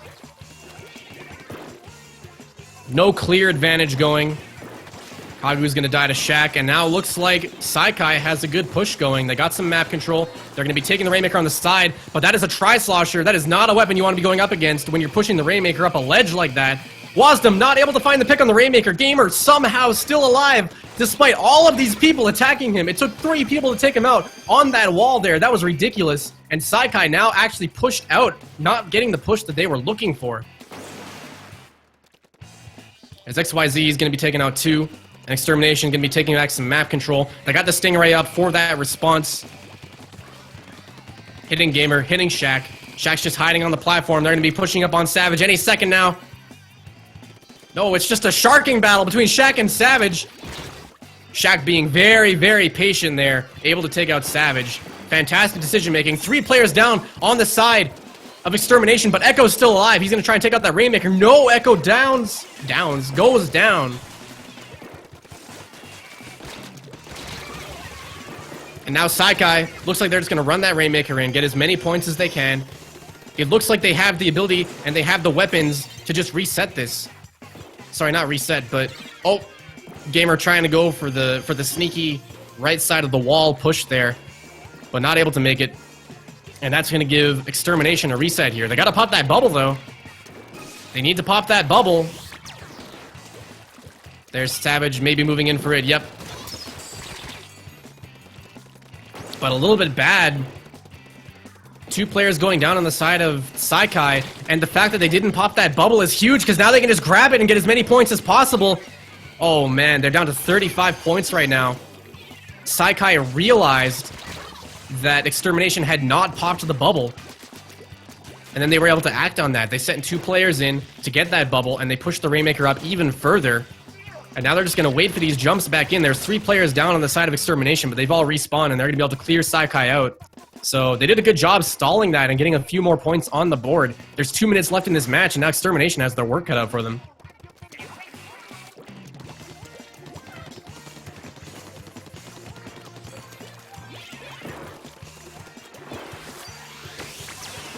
Kagu getting behind them. He's got the armor on. Might fall down to XYZ, though. The ball are going to keep him alive. Extermination got a lot of picks down. 3 players down on the side of Saikai. Gamer doing what he can to stay alive, but Kagu knows he's there. Kagu getting the pick on... Oh my god, this might be the lead. This might be what they're looking for. That sloshing machine is up, which is key. They got to get to 35 points. They're almost there. Just 2 more, and there it is. Extermination actually getting the lead here. Maybe the knockout, too. That's huge. They're going to get the knockout. Wow. Did not expect to see that happen after the strength that we saw from Saikai earlier in the match. Great job from Extermination.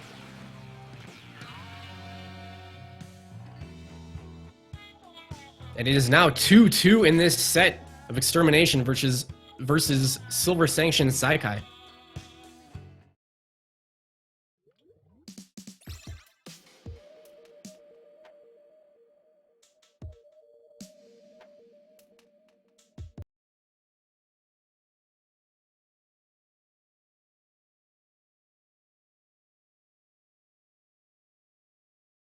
All right, our next match is going to be Rainmaker, or sorry, my bad, Splat Zones. I don't know why I thought Rainmaker. Splat Zones on Kelp Dome.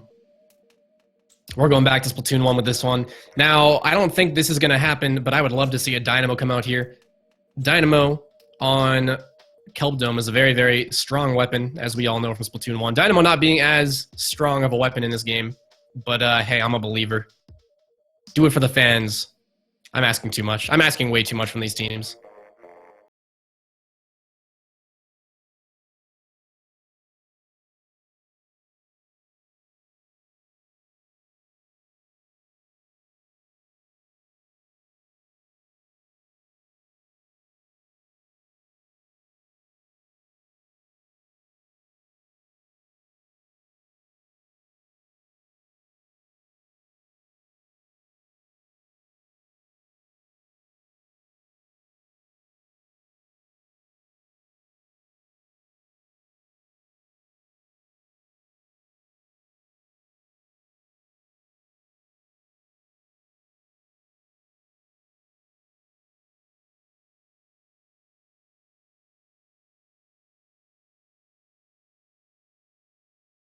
Go, guys. Game 5 now underway. Silver Sanction Saikai versus Extermination. Splat zones on Kelp Dome. 2-2 in the current set. The winner of this match is just one more victory away from taking the set and placing their ticket into the grand finals. Yeah, no Dynamo. I was asking for too much. Two Brellas, though, coming out on the side of Extermination. I'm liking what they're doing here. The Brella, as we all know, is very, very strong right now due to the recent buffs it saw. Wow, Echo with the nice snipe on Shaq, even handling the pressure. And this is looking like Saikai is going to get this first cap. Yep. Oh, sorry, Extermination is going to get the first cap. That is my bad. More players dropping down on the side of Saikai. Extermination looking very, very strong right now. The two Brella comp working out with them. They're able to stay alive very, very well with this composition. And wow, Kagu actually finding a nice pick onto XYZ. Oh, but dying to the auto bomb. Didn't see it. That's the two Brellas down on the side of Extermination now. Echo doing what they can. Trying to stop this push. But no, the Inkjet coming in from Chip. Doing what he does best with that Octobrush. Trying to stay alive. He got the jump back, which means he's going to be good here. He's just got to keep watching this brick and not letting Echo with the charger get into position to stop them.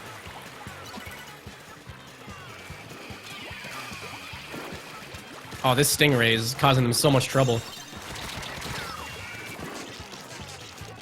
And Saikai, unfortunately, not able to get the lead over Extermination there that they were looking for. 1 point away. That always sucks to lose it at that small of a threshold. And that's 3 players dropping down on the side of Saikai, so Extermination able to paint the map and able to shark Saikai out here. They got the Ink Storm going up in there. Chip might fall to it. Oh, just able to stay alive. They're doing what they can to push out on the side. Kagu dropping to Shaq and XYZ, the combo. Oh, but Echo getting the collateral on both of them. And the third, that is 4 players down now on the side of Extermination. Oh, my bad, on the side of Saikai. I keep messing this up. And Extermination looking very, very strong in the middle. 10 points left. Saikai has to make this push in now. They don't have much time. They're going for it. They might get the neutralize. Nope, it's not going to be quick enough. And Extermination is going to take your game 5.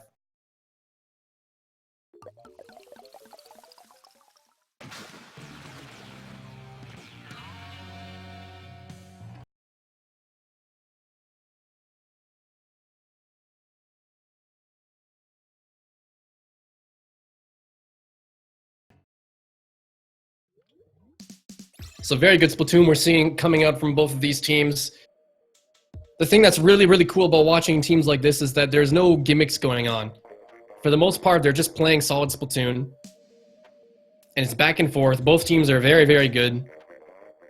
And it's more or less just down to the strats and the callouts and just the individual skill of both teams that determines which team is going to take it. So it's a very good set so far. Keep in mind now, Extermination is one more victory away from winning this. All it needs to be is one more victory on Tower Control, the Reef, and they're going to be in the grand finals. Saikai needing to win 2 more games in order to stay in this one.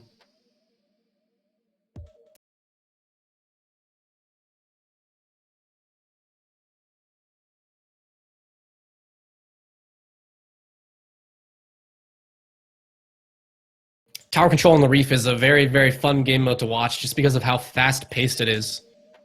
It's all about taking control of the enemy team's plat. It's all about not letting them push in. And with 2 teams like this and the way that they play, it's going to be very, very back and forth.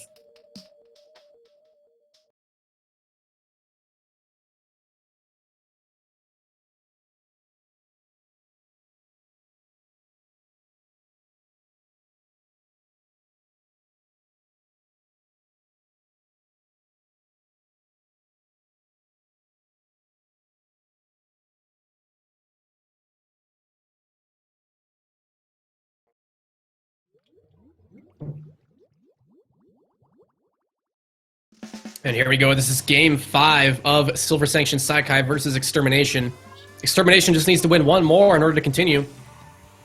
And they got the mini Splatling coming out on Tower Control, the Reef. Just what I like to see. Mini Splatling looking pretty good after a few of those buffs they got in the most recent patch. Run speed is now insane on this weapon. And that's exactly what Gamer's running on it. We saw a lot of the Mini Splatling in Splatoon 1 due to this strong kit that it has. And it's been more or less silent in Splatoon 2 until this recent patch, where it's been very, very strong. But Saikai dropping 3 players. And now Extermination is able to push this tower. Gamer fighting Savage, able to take that victory. 3 players down on the side of Extermination now, just the Charger left. And this is the response Saikai wants.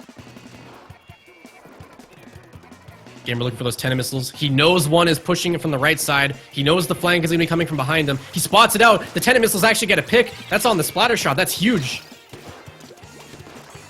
So Saikai looking really, really strong in the start of this push. They do want to win this game. If they lose this one, they're out of the tournament. So it's completely up to them right now. Gamer somehow staying alive to the Luna Blaster from Kagu. The Stingray going up. They got to get off that tower. That's the thing about the Stingray right now is in tower control. The Stingray is a basically, nope, you're not allowed on the tower. And Gamer's staying alive here. He's got the missiles up. It's a 3v3 situation. Saikai's still pushing the tower somehow. Chip able to find the picks. 2 players down. 3 players down on the side of Extermination now. 1 coming in on the respawn very, very quickly. But they're having trouble staying on that tower. And Saikai is still somehow in the lead here. Holding control. They finally get routed out. And Extermination now has the opportunity to take some map control back and push in. We got Wasdom pushing up to the platform. This is what they need to do. XYZ on the response, but it looks like they've just completely left that. So XYZ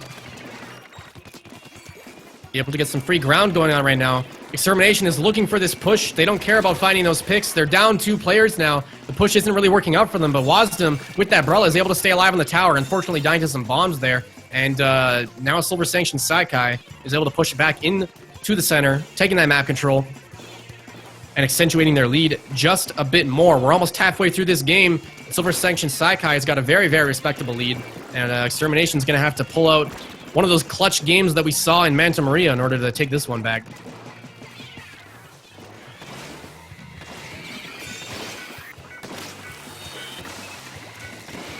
We got Chip doing what they can with that Octobrush, somehow not dying to the Luna Blaster of Kagu. I don't know how Chip's alive right now, but you gotta accept that one. Chip maneuvering fantastically well to not die to a Luna Blaster close range with an Inkjet. But Kagu's now looking for that response, able to take out Shaq, staying alive, dodging the missiles. Chip is just still up there sharking. Wasdom knows he's there. He knows he's there. Chip is trying to look for that pick, but can't fight Umbrella with an Octobrush. And now it's a 2v2 situation in the middle of the map. And Extermination looks like they are the ones coming out on the strong foot here. As Wasdom's able to push that tower. They got the Brella. He launches the Brella, though. Not much he can do to stay alive. Falls down to the sloshing machine of XYZ, who is able to find another pick on the Luna Blaster. 3 players down now for Extermination. And Saikai is able to just hold this. There's only a minute and a half left. They don't even need to push the tower anymore if they don't want to. But they're going to. There's no reason not to on a map this small. And now it's just up to their sharking potential. All they got to do is just find those picks. Even just getting 1 pick and making sure 1 player is dead at all times is exactly what they need to do. They got that Stingray. Taking out 1 player of Saikai. Taking out 2 players of Saikai now. And despite the lead that they have right now, Saikai isn't actually able to stay alive to defend this tower, and now it's just completely up to Extermination. If they have an opportunity, this is it right here. They got to get paint down. But no, Saikai is just sharking so well and not letting Extermination get past them. We see Shaq doing what he does best up on that tower there. Finding the pick on Echo, and Chip's up on their plat. But Extermination is kind of routing out the back side of Saikai's platform now. And it means that Shaq and Chip are going to have to push it back in order to defend this. But we have XYZ on the respawn. The sloshing machine is such a good weapon for defending that tower. Still alive. 20 seconds left in the game. Extermination's got to make something happen now if they want it to work out. 2 players down, 3 players down. Just Kagu left. He's going to drop now, and that is most likely going to be game. Silver Sanction Saikai taking game 5. Or is this game 6? This is game 6. And we're going to be going to a game 7.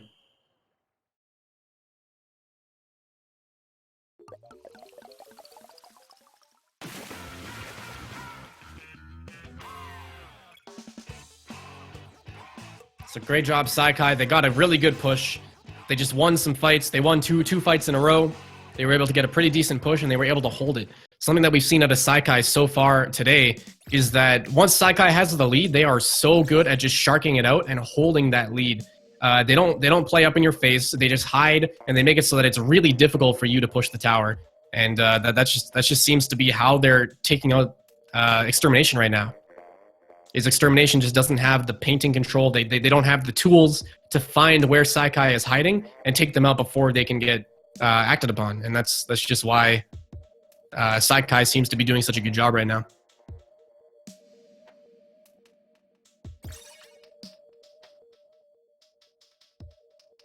So our game 7, this is it. The last match of the set. One of the teams is going to be going home, and one of the teams is going to be moving on to the grand finals. Rainmaker on Muscle Forge Fitness. This is going to be another one of those very fast-paced maps. Yet the long-range weapons are going to be helping out here. We might see that Charger come back. We might see a Splattershot Pro coming out. But for the most part, most of these teams like to play very short-range, aggressive weapons. They play in your face. And I think that's what we're going to be seeing on this map.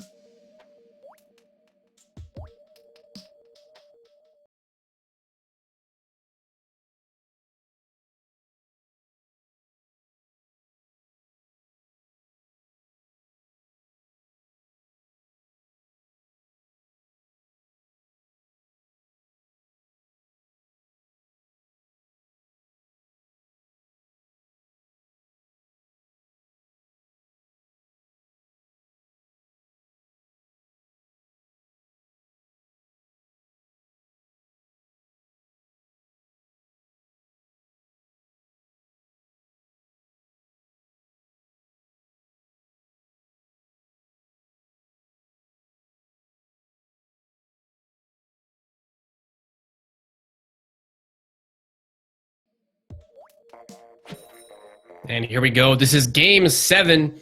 One team's going home. It is Silver Sanction Saikai versus Extermination.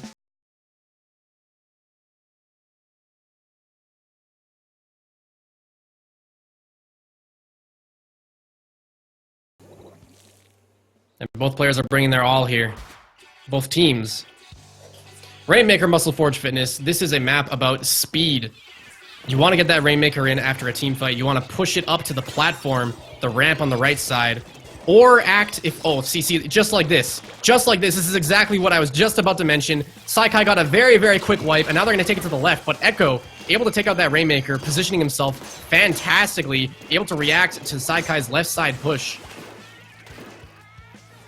So really, really good work by Echo there, able to stop that push. If he was not positioned right there, Saikai might have already won the game.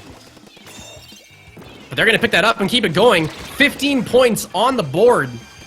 They're going to go fully down, but having a 15-point score less than 45 seconds into the game is a very good situation to be in a Game 7 tournament match. So fantastic job from Saikai, as now they can just play defense. And as we've seen before, Saikai is very, very good at playing the defense. All they got to do is position their sharks properly, and it's going to be really difficult for Extermination to be able to push back in. If you look at their team comp, they don't have weapons that are very, very good at painting. The Sloshing Machine can kind of paint. The Octobrush can kind of paint. The Roller and the Luna Blaster don't paint that well. And it's going to be difficult for them to be able to find these sharks and actually push through them. So we're just going to see more of what Saikai does best. This is the exact situation that they want to be in.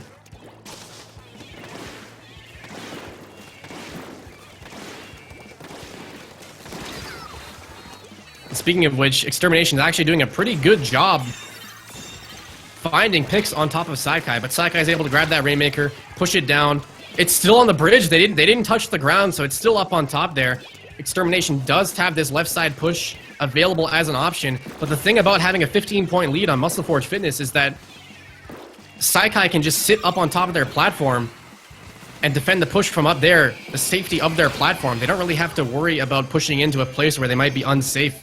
They have so many options available to defend. And Gamer finding picks. Might go down to the Octobrush. Not looking like it. Gamer doing a fantastic job of staying alive here. Again, that mini Splatling is just so mobile. With those run speed updates it got in this patch, it can just move around so quickly. Yeah, oh wow, actually dying to the Luna Blaster of Kagu. And now Extermination's looking for this push. Oh, but the Rainmaker dropped. Completely halting their push there. I believe it was the Stingray that took that one out. Oh, we might have an Octobrush fight. Oh, it's the Inkjet coming out from Chip. He's being surrounded though. Chip's gonna get taken out by the Luna Blaster. And now Extermination has the Rainmaker. They don't necessarily have map control or an advantage or a good way to push that, but they had the Rainmaker. They put it back to the middle. That is an effective reset of the Rainmaker. And 2 players drop on the side of Saikai, so Extermination is not giving up. They are definitely doing what they can to push this Rainmaker back in and win this match. But they do have their work cut out for them. 15 points is a lot to ask for, but there's 2 players going down. Shaq trying to find the pick on the Rainmaker. Shaq going down.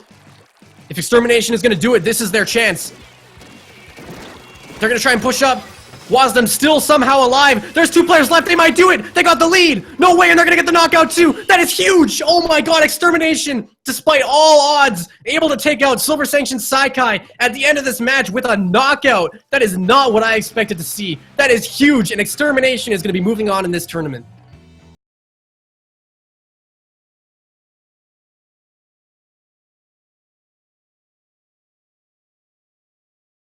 That was ridiculous. Fantastic job. The reaction and decision-making from Extermination there was so huge. That did not look good for Extermination, but they were able to turn the tables around.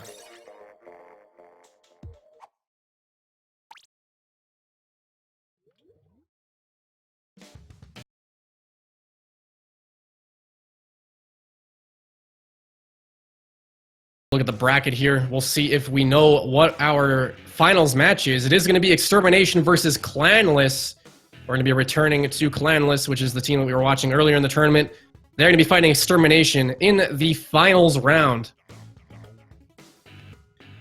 The grand finals. It's going to be another best of 7 set. And as soon as that one is set up, we will be back to cast it for you guys. Don't go anywhere. And stay tuned for the finals.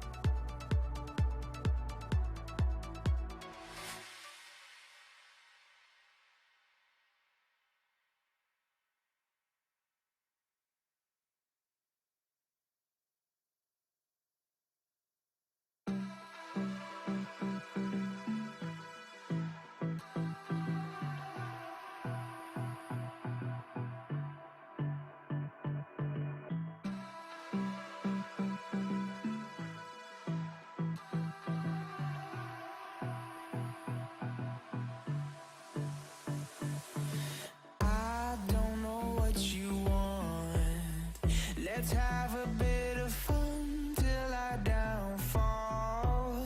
My love, if you feel like I do right now, don't say you're on the run to the other side, my love.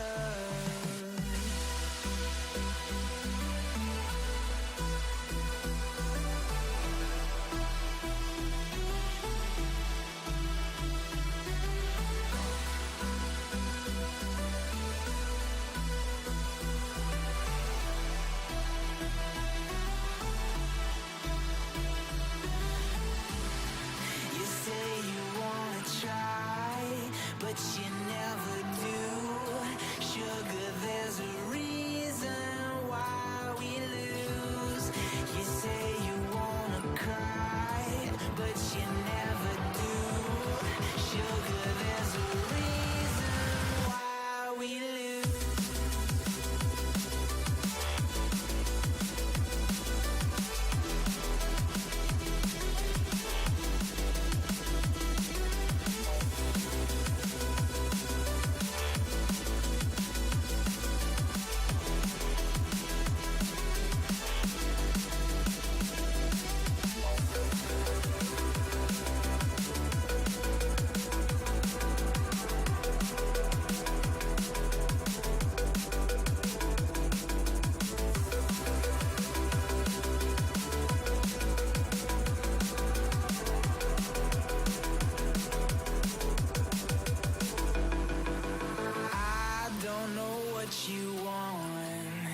Let's have a bit of fun till I downfall. My love, if you feel like I do right now, don't say you're on the run to the other side, my love. You say you wanna try, but you never do. Sugar, there's a reason why we lose.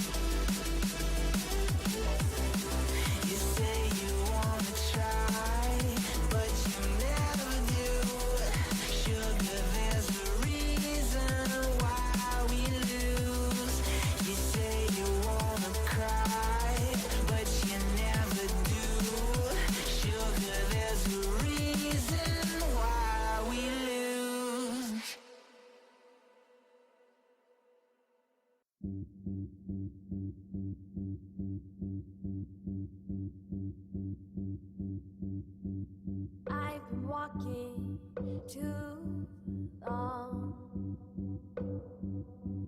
I've been waiting to write you this song. I know that I come on too strong. I know that it all feels gone. What's the difference between pizza and a thong?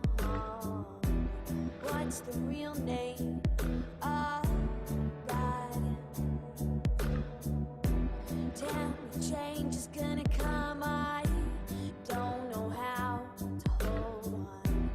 Where did I go wrong? I'm wasted in this basement.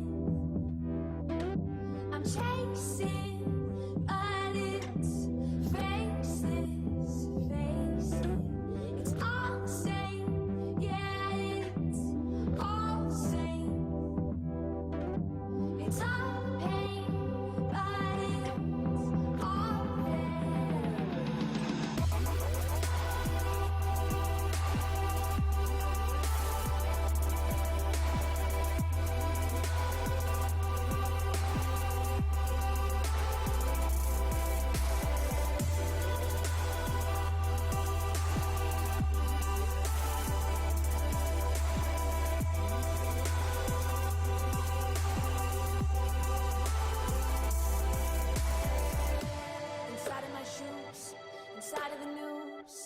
inside of the news, inside of these papers. I roll it right up so I don't give a fuck. Maybe it'll help me pick this shit back up.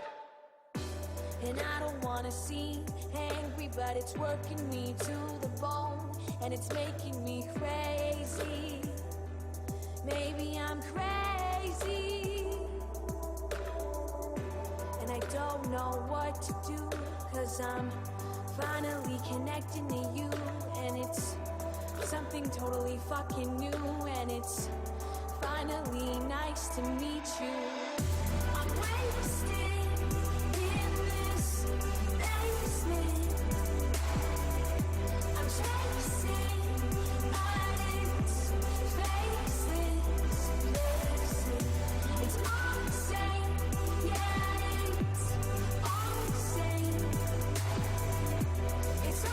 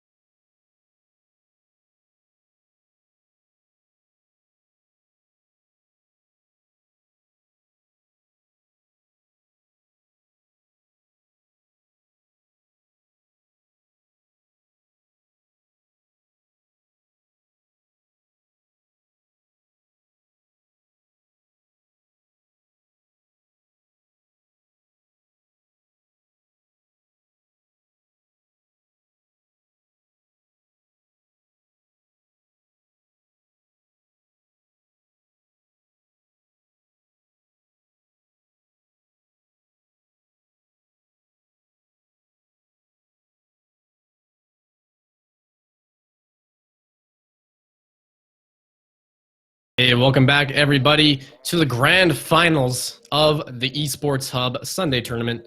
There's a $50 prize pool. Nice little prize. See if you can take this one home. Just a comfy little Sunday night, Sunday day, wherever you are, tournament. And our contenders for that prize is going to be Extermination as well as Clanless.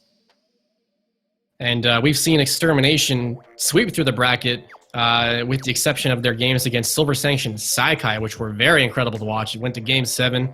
And we also saw Clanless do more or less the same versus the teams that they faced. And they now meet here in the grand finals where it's all going to go down. Extermination and Clanless. Our first map is Splat Zones on Kelp Dome. And we're just going to see how this game goes between the two teams as they all pick their weapons and get ready to jump in here.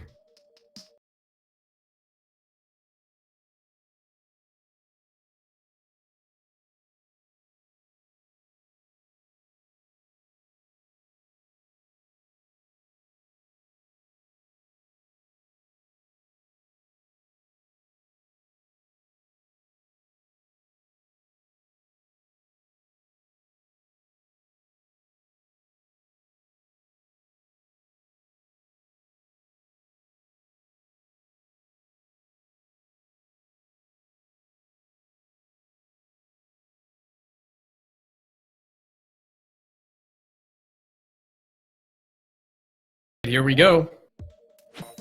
Starting off this grand finals match. Splat Zones on Kelp Dome. Extermination versus Clanless. This is your grand finals of the Esports Hub Sunday tourney. The tourney.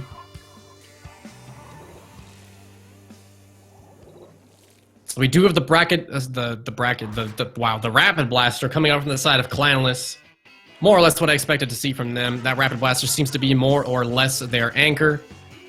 And who they play around. Wow, Banana being very, very aggressive at the start here. Pushing onto that right side and able to take out two players. That is a full wipe now on the side of Clanless. And Extermination starting off this match very, very strong. So fantastic work. Extermination proving that they have what it takes to take this grand finals. They got the specials coming in now. More members of Clanless going down. And this is just an Inkstorm battle. I'm using the top-down view right now, and I can't see anything. There's too many rain clouds. We got Banana using that splashdown, seeing what they can do against Umbrella. But the roller, it's very hard for a roller to defeat Umbrella right now. Because the Umbrella can more or less react to everything the roller can do. They got that blaster trying to find those hits on Banana.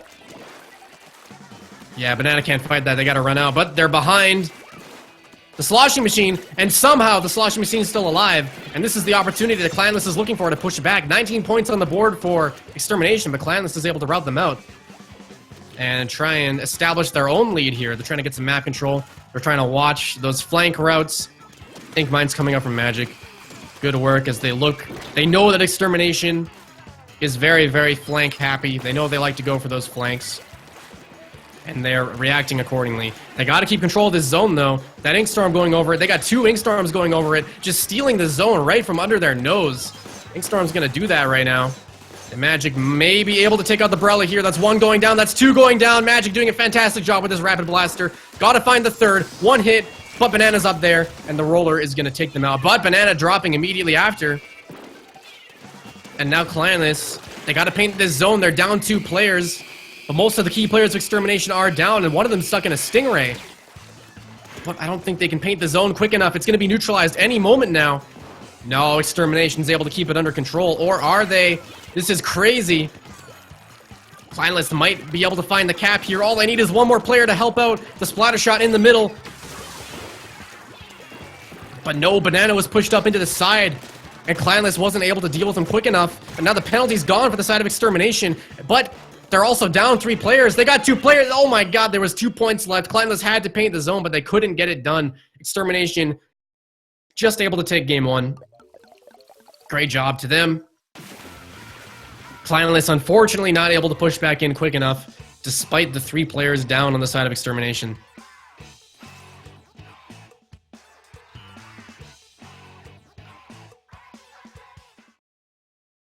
So Extermination taking a quick game 1. With a knockout on Splat Zone's Kelp Dome, we're going to be moving into the next game here. This is going to be game 2. Again, this is a best of 7. And it is going to be tower control on the Reef.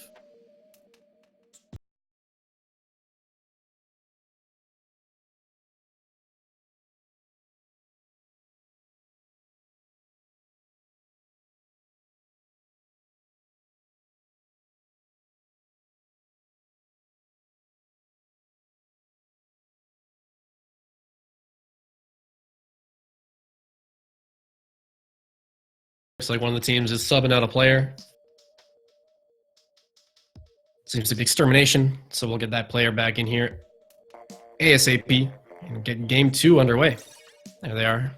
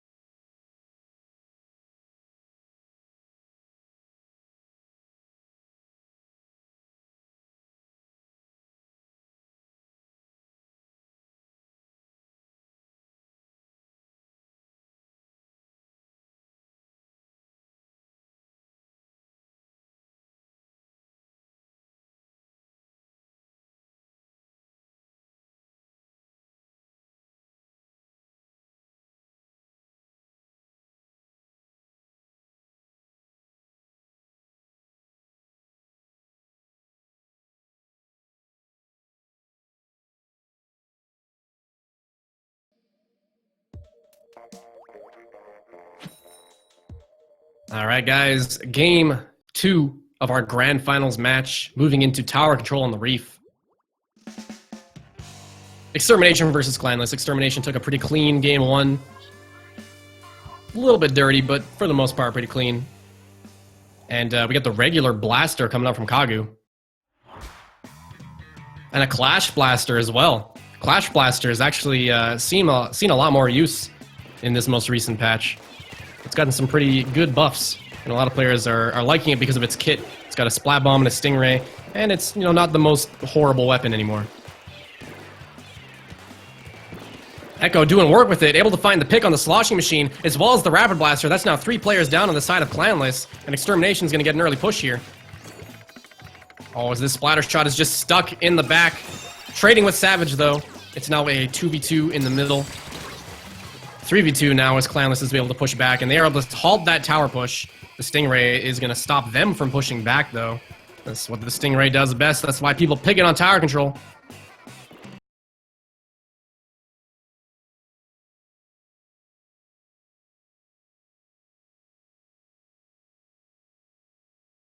Looks like Clanless is struggling to take some form of map control. Thomas able to find the pick on the blaster, but the Tri-Slosher's response able to take out Thomas, but the Tri-Slosher trades instead. It's now 2v2 in the middle, now 1v2. Magic is the last one up. Savage just able to stay alive amidst that rapid blaster. The biggest thing that you know as a player with an inkjet is that rapid blasters are no-goes. You want to be careful of those guys because they can take you out very easily from the air. And Clanless looking pretty strong right now. That's a full wipe on the side of Extermination. I didn't expect that one to happen so quickly. And Clanless might get the lead here. Extermination can't make it back in time. Echo's looking for the response, but he's got to fight the splatter shot. Able to take him out. Clanless does get the lead.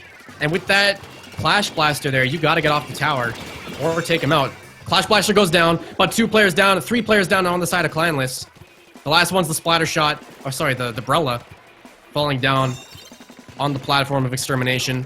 And Extermination's response right now has got to be big. They got to push it to 66 points to get that lead back. There's still plenty of time left in the game, though. 3 minutes, and Extermination's looking strong on this push. As, of course, I say that, they dropped 2 players, but so does Clanless. So it's now a 2v2. They don't have control of the tower anymore. It looks like they're just going to take map control and try again here, which is probably the right call to make.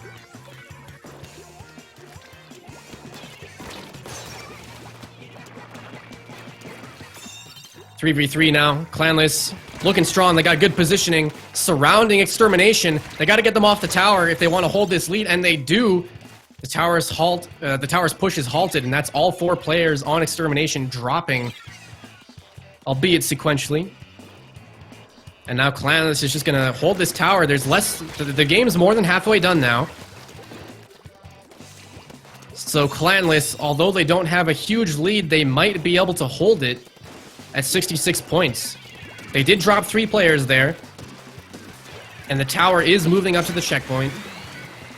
So it's up to Clanless right now to respond to the strength of Extermination. And they're doing so quite well. They dropped 2, Extermination drops 3 players. And that tower is going to be pushed back onto their side. That is an effective wipe with the blaster returning.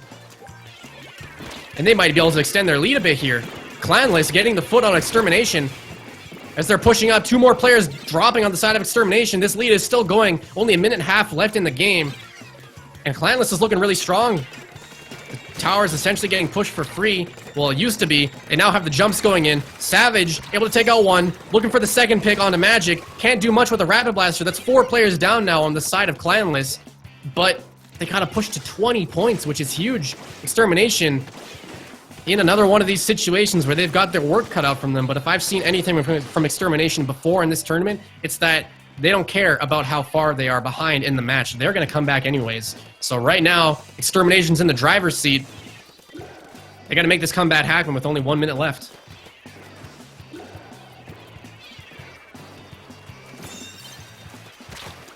Echo doing what he can on that tower. Again, a Clash Blaster is very difficult to deal with in tower control, just because of how much control they have over an area. And tower control is all about that area control. I guess that would be more splat zones. You get me, though. You get me. More or less neutral fights going back and forth between both teams right now. Clanless doing what they can. They stopped the tower push from Extermination. There's only 20 seconds left. If Extermination wants to win this, they have to take it into overtime. 2 players down on the side. 3 players down on the side of Clanless. But their response is pretty strong. It's Savage in the Inkjet. There's a sloshing machine up there that can try and defend that.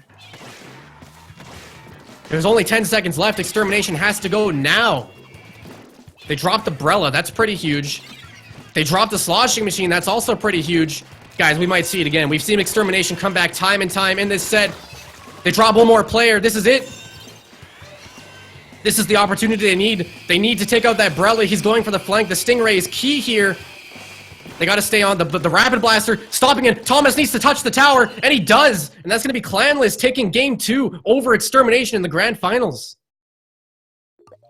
Fantastic work from them.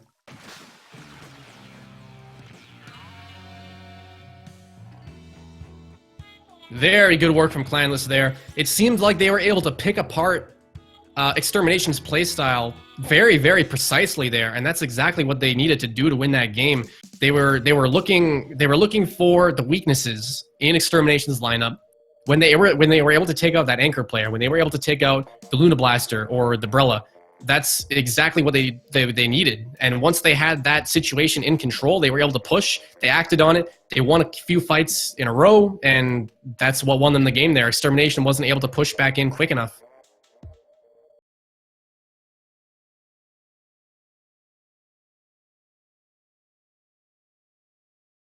Now 1-1 in the finals of this tournament.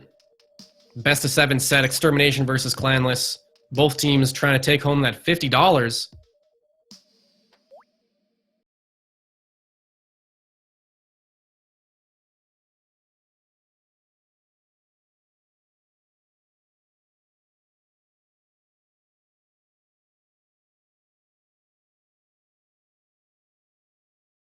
Rainmaker Humpback Pump Track can be over very, very quickly, provided some conditions are met. If you've got some paint on the ground already, after you win a team fight, the game is as good as over. This map is so small that it can be done in one team wipe. If you've already got the bubble popped, if you're already holding the Rainmaker, and the enemy team drops down 4 players, that's game over. The map is so small that you can just win the game immediately.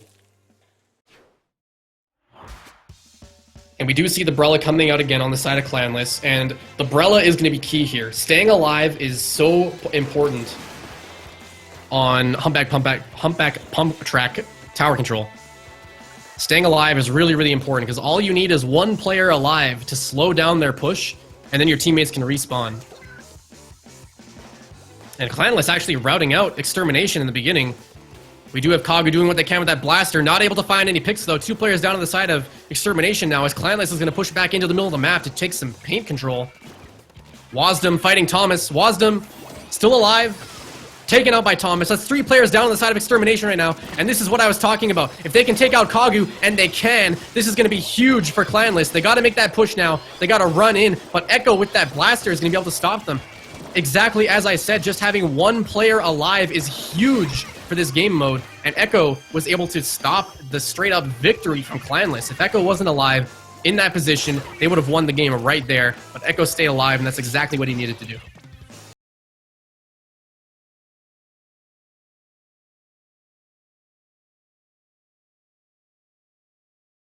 It's now Extermination's on the response. It's only 47 points. It's not a lot in a map like this.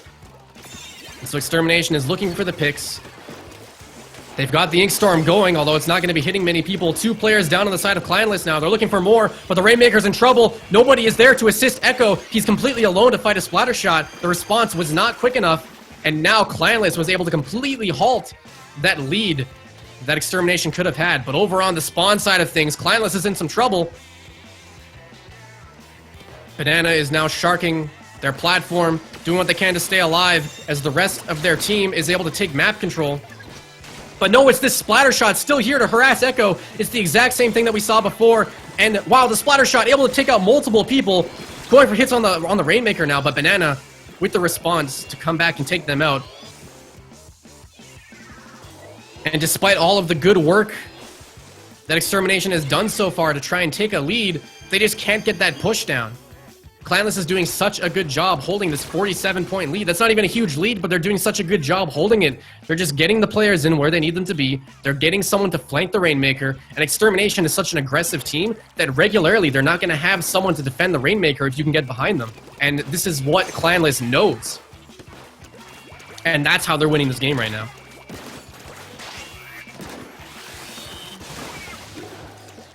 Kagu taking out Thomas with that baller. And Extermination had an opportunity there, but most of them dropped. Banana's the last one left, trying to do what he can with the Ink Storm. Oh, unfortunately dying in the splashdown.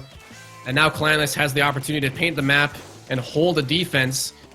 2 minutes left in the game. This is looking really good for Clanless. Like I said, it's not a huge lead. In a map like this, it can be over in one team fight, but it's their goal to make it so that that doesn't happen. If you look right now, Extermination is painting up They want that control. They want to be able to have that path already painted towards the pedestal. And if Extermination can win a team fight right now, which there are 2 players down on the side of Clanless, they could easily take the lead here.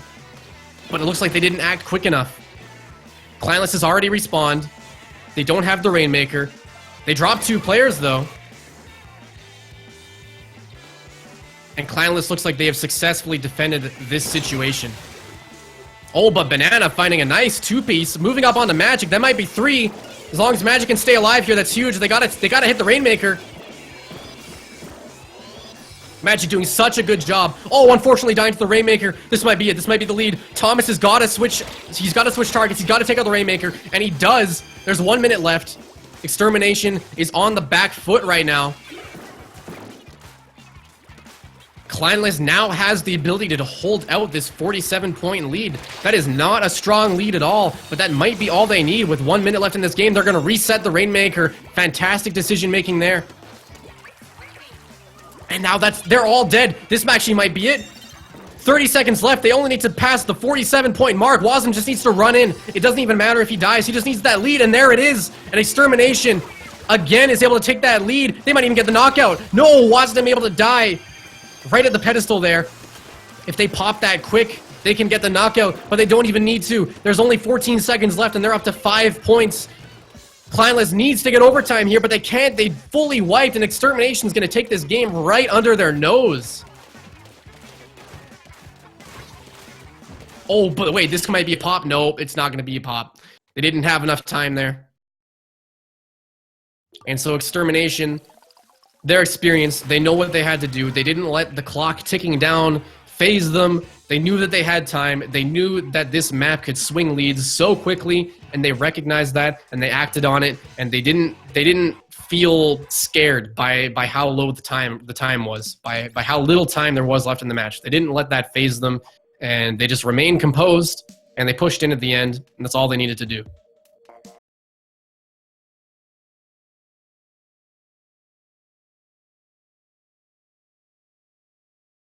Moving up next, we have Splat Zones on Sturgeon Shipyard. Oh, unfortunately, we are missing a player in the lobby. Oh, it looks like they're going to reset the lobby, so we're going to have this game back for you guys as quickly as we can.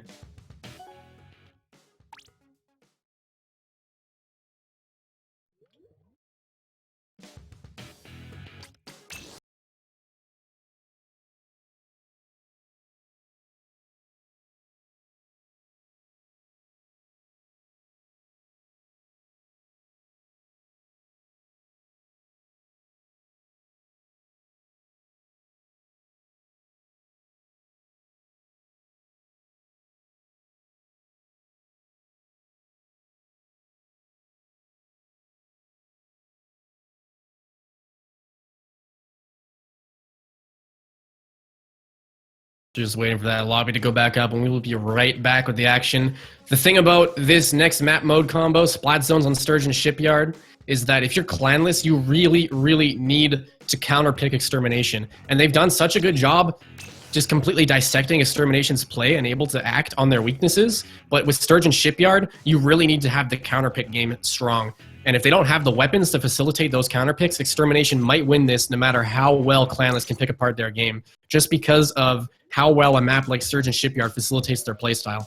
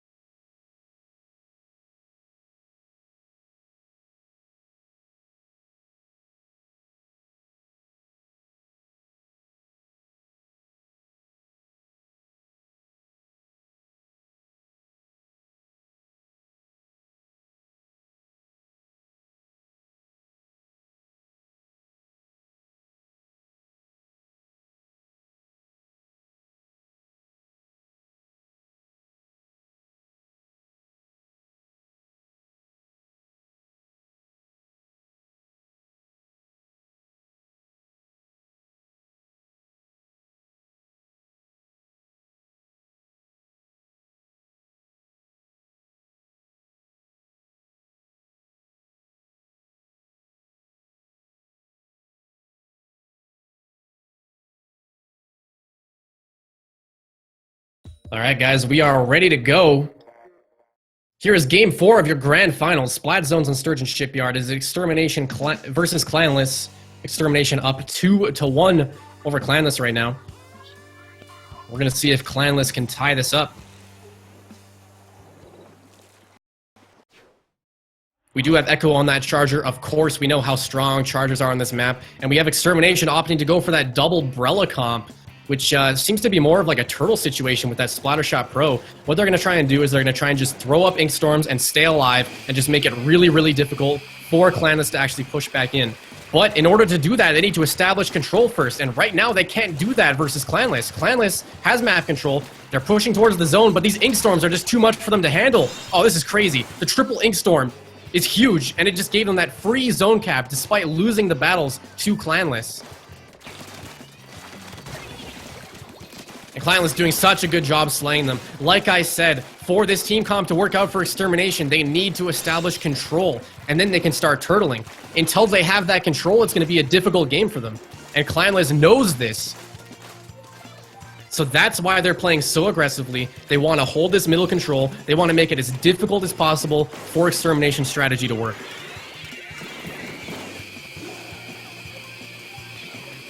Oh, but again, this Ink Storm composition. The triple Ink Storm is so strong on a map and mode like Splat Zone Sturgeon Shipyard. You just throw your Ink Storm over the zone and it's just a free zone. Anyone standing there has to get off. They can't paint it or they're going to die. So the Ink Storm has proven to be very, very strong. And now Extermination is in the situation that they want to be in. They can set up their Sharks, they can set up their Brellas, they can use the Charger to hold them back, and they can just stay alive and stop the push from Clanless. They got the lead. It's a 3v3. And the Stingray's coming out to push back that Rapid Blaster, as well as the Splatter Shot on the side. Oh, but Extermination looks like they might have got off on the wrong foot here. They're trying to hold that zone. They still got control of the zone, but Clanless was able to push in. No, but they were able to route Clanless out. So Savage with that Splattershot Pro was huge there, able to stop that push from the Splattershot. Timer's ticking down, only 15 points left. And Extermination's looking really good. Once they were able to push in and hold that control, that's what they needed. 3 points left. And the players are going to go down on the side of Clanless, and Extermination is going to take game 4 to be up 3-1 in this finals, and only one game away from taking that $50.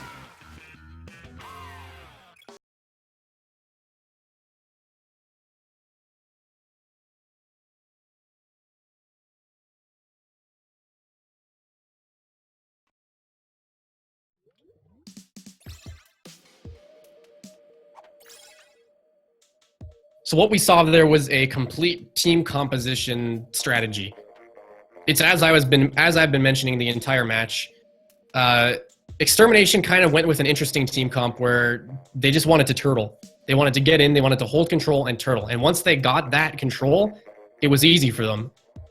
There was no way for Clanless to push back into a team comp like that with their composition. Like I said earlier, you can dissect the way that they play and play around it, but on a map like that, it's going to come to the team comp. You need to dissect their team comp. You need ways to hit around their Brella to stop their sharking. And they didn't bring that to the table, which is why it was so hard for them to break back into that turtle composition.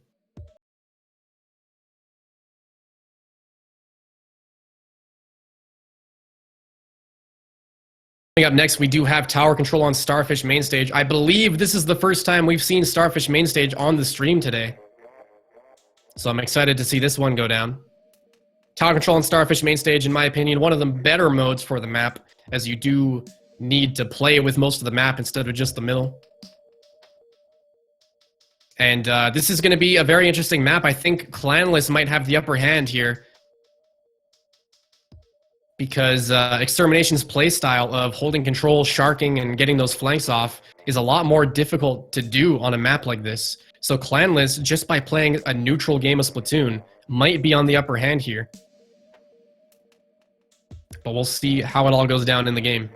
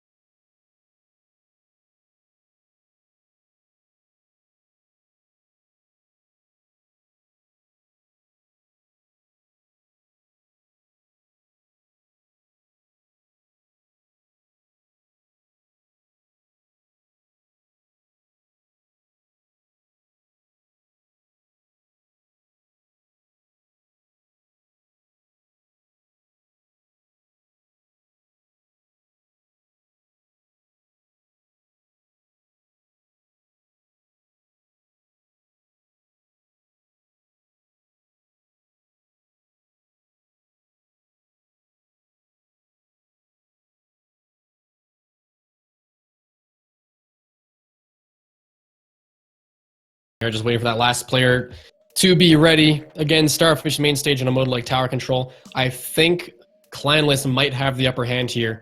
Again, if they were going to replace Savage with Banana and have Banana run that roller, it leads me to believe that they're going to go with more of the same play style that we've seen Clanless dissect before. The reason it didn't work in the last map was just because of the team comp and the map. It worked out for Extermination so well.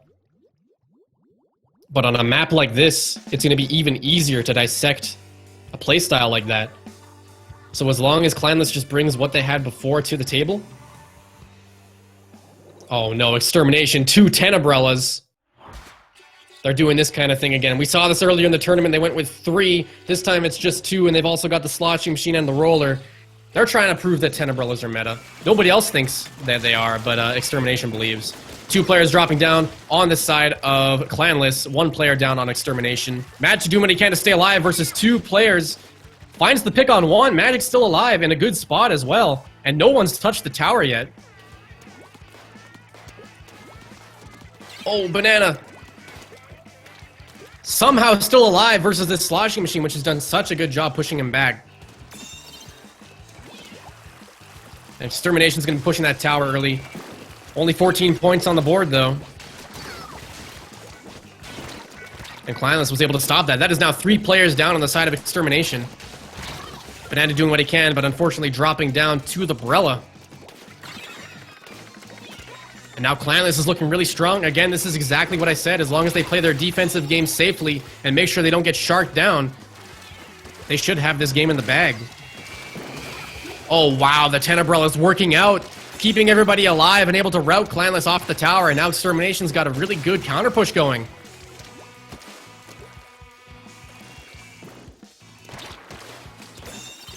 The bubble's in the air.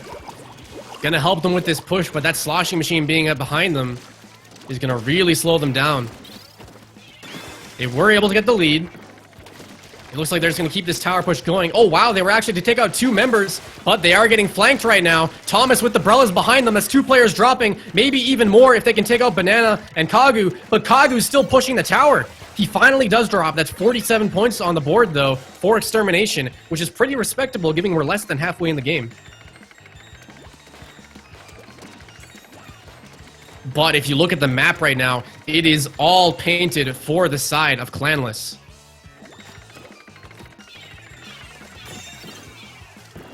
It is entirely painted on the side of Clanless right now, and they are going to be pushing in. They've got the specials going, but no, Banana with the flank, able to take out 2. That was huge. They could have easily gotten the lead back there, but Banana was key. Able to completely stop that push. Even still finding picks, and Extermination is going to be pushing back in now. And it's just like I said, Clanless is doing such a good job dissecting the way that Extermination plays. It just all comes down to winning team fights and able to get that tower into their side of the map. Right now, Extermination does have that lead, and they're looking to push it even further. Lots of bubbles up in the air. They're making it difficult, but Thomas with that Brella on the flank. He did it before. He's going to do it again. He's still alive back there. Kagu sitting on the tower with that 10 umbrella. Somehow still alive. Clanless is able to push that tower back just before Extermination's able to make to the checkpoint, and they're going to reset this. They're going to take control, and if there's anything that they learned from that last push, they need to make sure Banana does not get behind them. And look at that. Banana's getting behind them. So Banana is such a key player right now in this match, as he's single-handedly halted 2 of the pushes from Clanless. And that Stingray is out from Echo now. Gonna stop this push even more. And we've seen Extermination hold these small leads before. Sometimes it works, sometimes it doesn't. We saw it not work versus Saikai, but is Clanless able to make the same plays that Saikai did in tower control on Starfish main stage? We are going to find out. There's 1 minute and 18 seconds left. Clanless has to push up now. They've had opportunities, but the opportunities haven't worked out for them. They just need the cards to fall in the right place. They need to make sure Banana doesn't flank them like he is right now. They recognize and they're able to take out Banana, and that's huge. This might be their push. It's happened twice so far, and Banana stopped it both times, but now Banana isn't there to stop them. But the 10 umbrellas are so strong, and now they're 3 down. Extermination's looking really strong. Less than 1 minute left in the match. Extermination has this lead. They've routed out Clanless. This might be game, and it might be the tournament.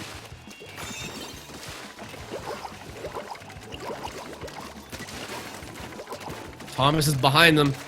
But Extermination's learned. They're not going to let Thomas get that Brella flank off. 2 players down again on the side of Clanless. They're on the respawn. Extermination might actually make their lead a bit better. Nope, they're all going to drop. Banana's the last one sitting up on mid. He's just going to do what he can to stop Clanless from pushing back in here. He's on the Shark. Banana looking for some picks. Can he make it happen? No, Banana's not going to make it happen. Clanless only with 2 players alive right now. They gotta make the overtime push. This is their last opportunity. They got the bomb rush coming up, but Magic is gonna drop. All Extermination needs to do is jump on that tower, but Clanless wants it too. Last player dropping down. And oh no, Thomas is still on the tower. Oh, he's gonna drop, and Echo's gonna touch that tower. But there's a jump in. Magic didn't jump on the tower though. No, and they didn't touch the tower in time. It was the sponge that stopped the jump from Magic from landing on the tower. Oh, that's gotta suck. That's gotta tilt you right there. But nonetheless, Extermination able to take Game 4 and the tournament. Congratulations to Extermination, winning that $50 prize pool and the tournament. We've seen them play exceptionally well versus Clanless and versus Silver Sanction Saikai. So fantastic job. Extermination definitely deserving of that victory. Great job. And wow, what a tournament. There was a lot of games that I did not expect to see go so well. That ended up going to, you know, Game 5, Game 6, Game 7. That was a really, really great tournament. And congratulations to Extermination. Clanless, again, the runner-up. Saikai and, let me check the other team, Senkura in 3rd place. Great job to those guys. Congratulations again to Extermination. And guys, what a blast that was. Thank you so much for watching. I had a lot of fun commentating that one. Shoutouts to the guy behind the scenes, Dash, doing the stream and the camera work for you guys. Fantastic job there as well. And guys, if you're interested in Splatoon esports, if you wanna play, you can go make a team. You can sign up for the Esports Hub. They make it very, very easy to get competitive Splatoon games going. They've got brackets and they've got leagues and they've got tournaments nearly every week. I think multiple every week, as well as monthlies with huge prize pools. So definitely go check out the Esports Hub. Sign up for an account. And you can get that competitive Splatoon game going if that's what interests you. And thank you guys so much for watching. Again, I'm Vesper. I hope you enjoyed, and we will see you next time here on the Esports Hub.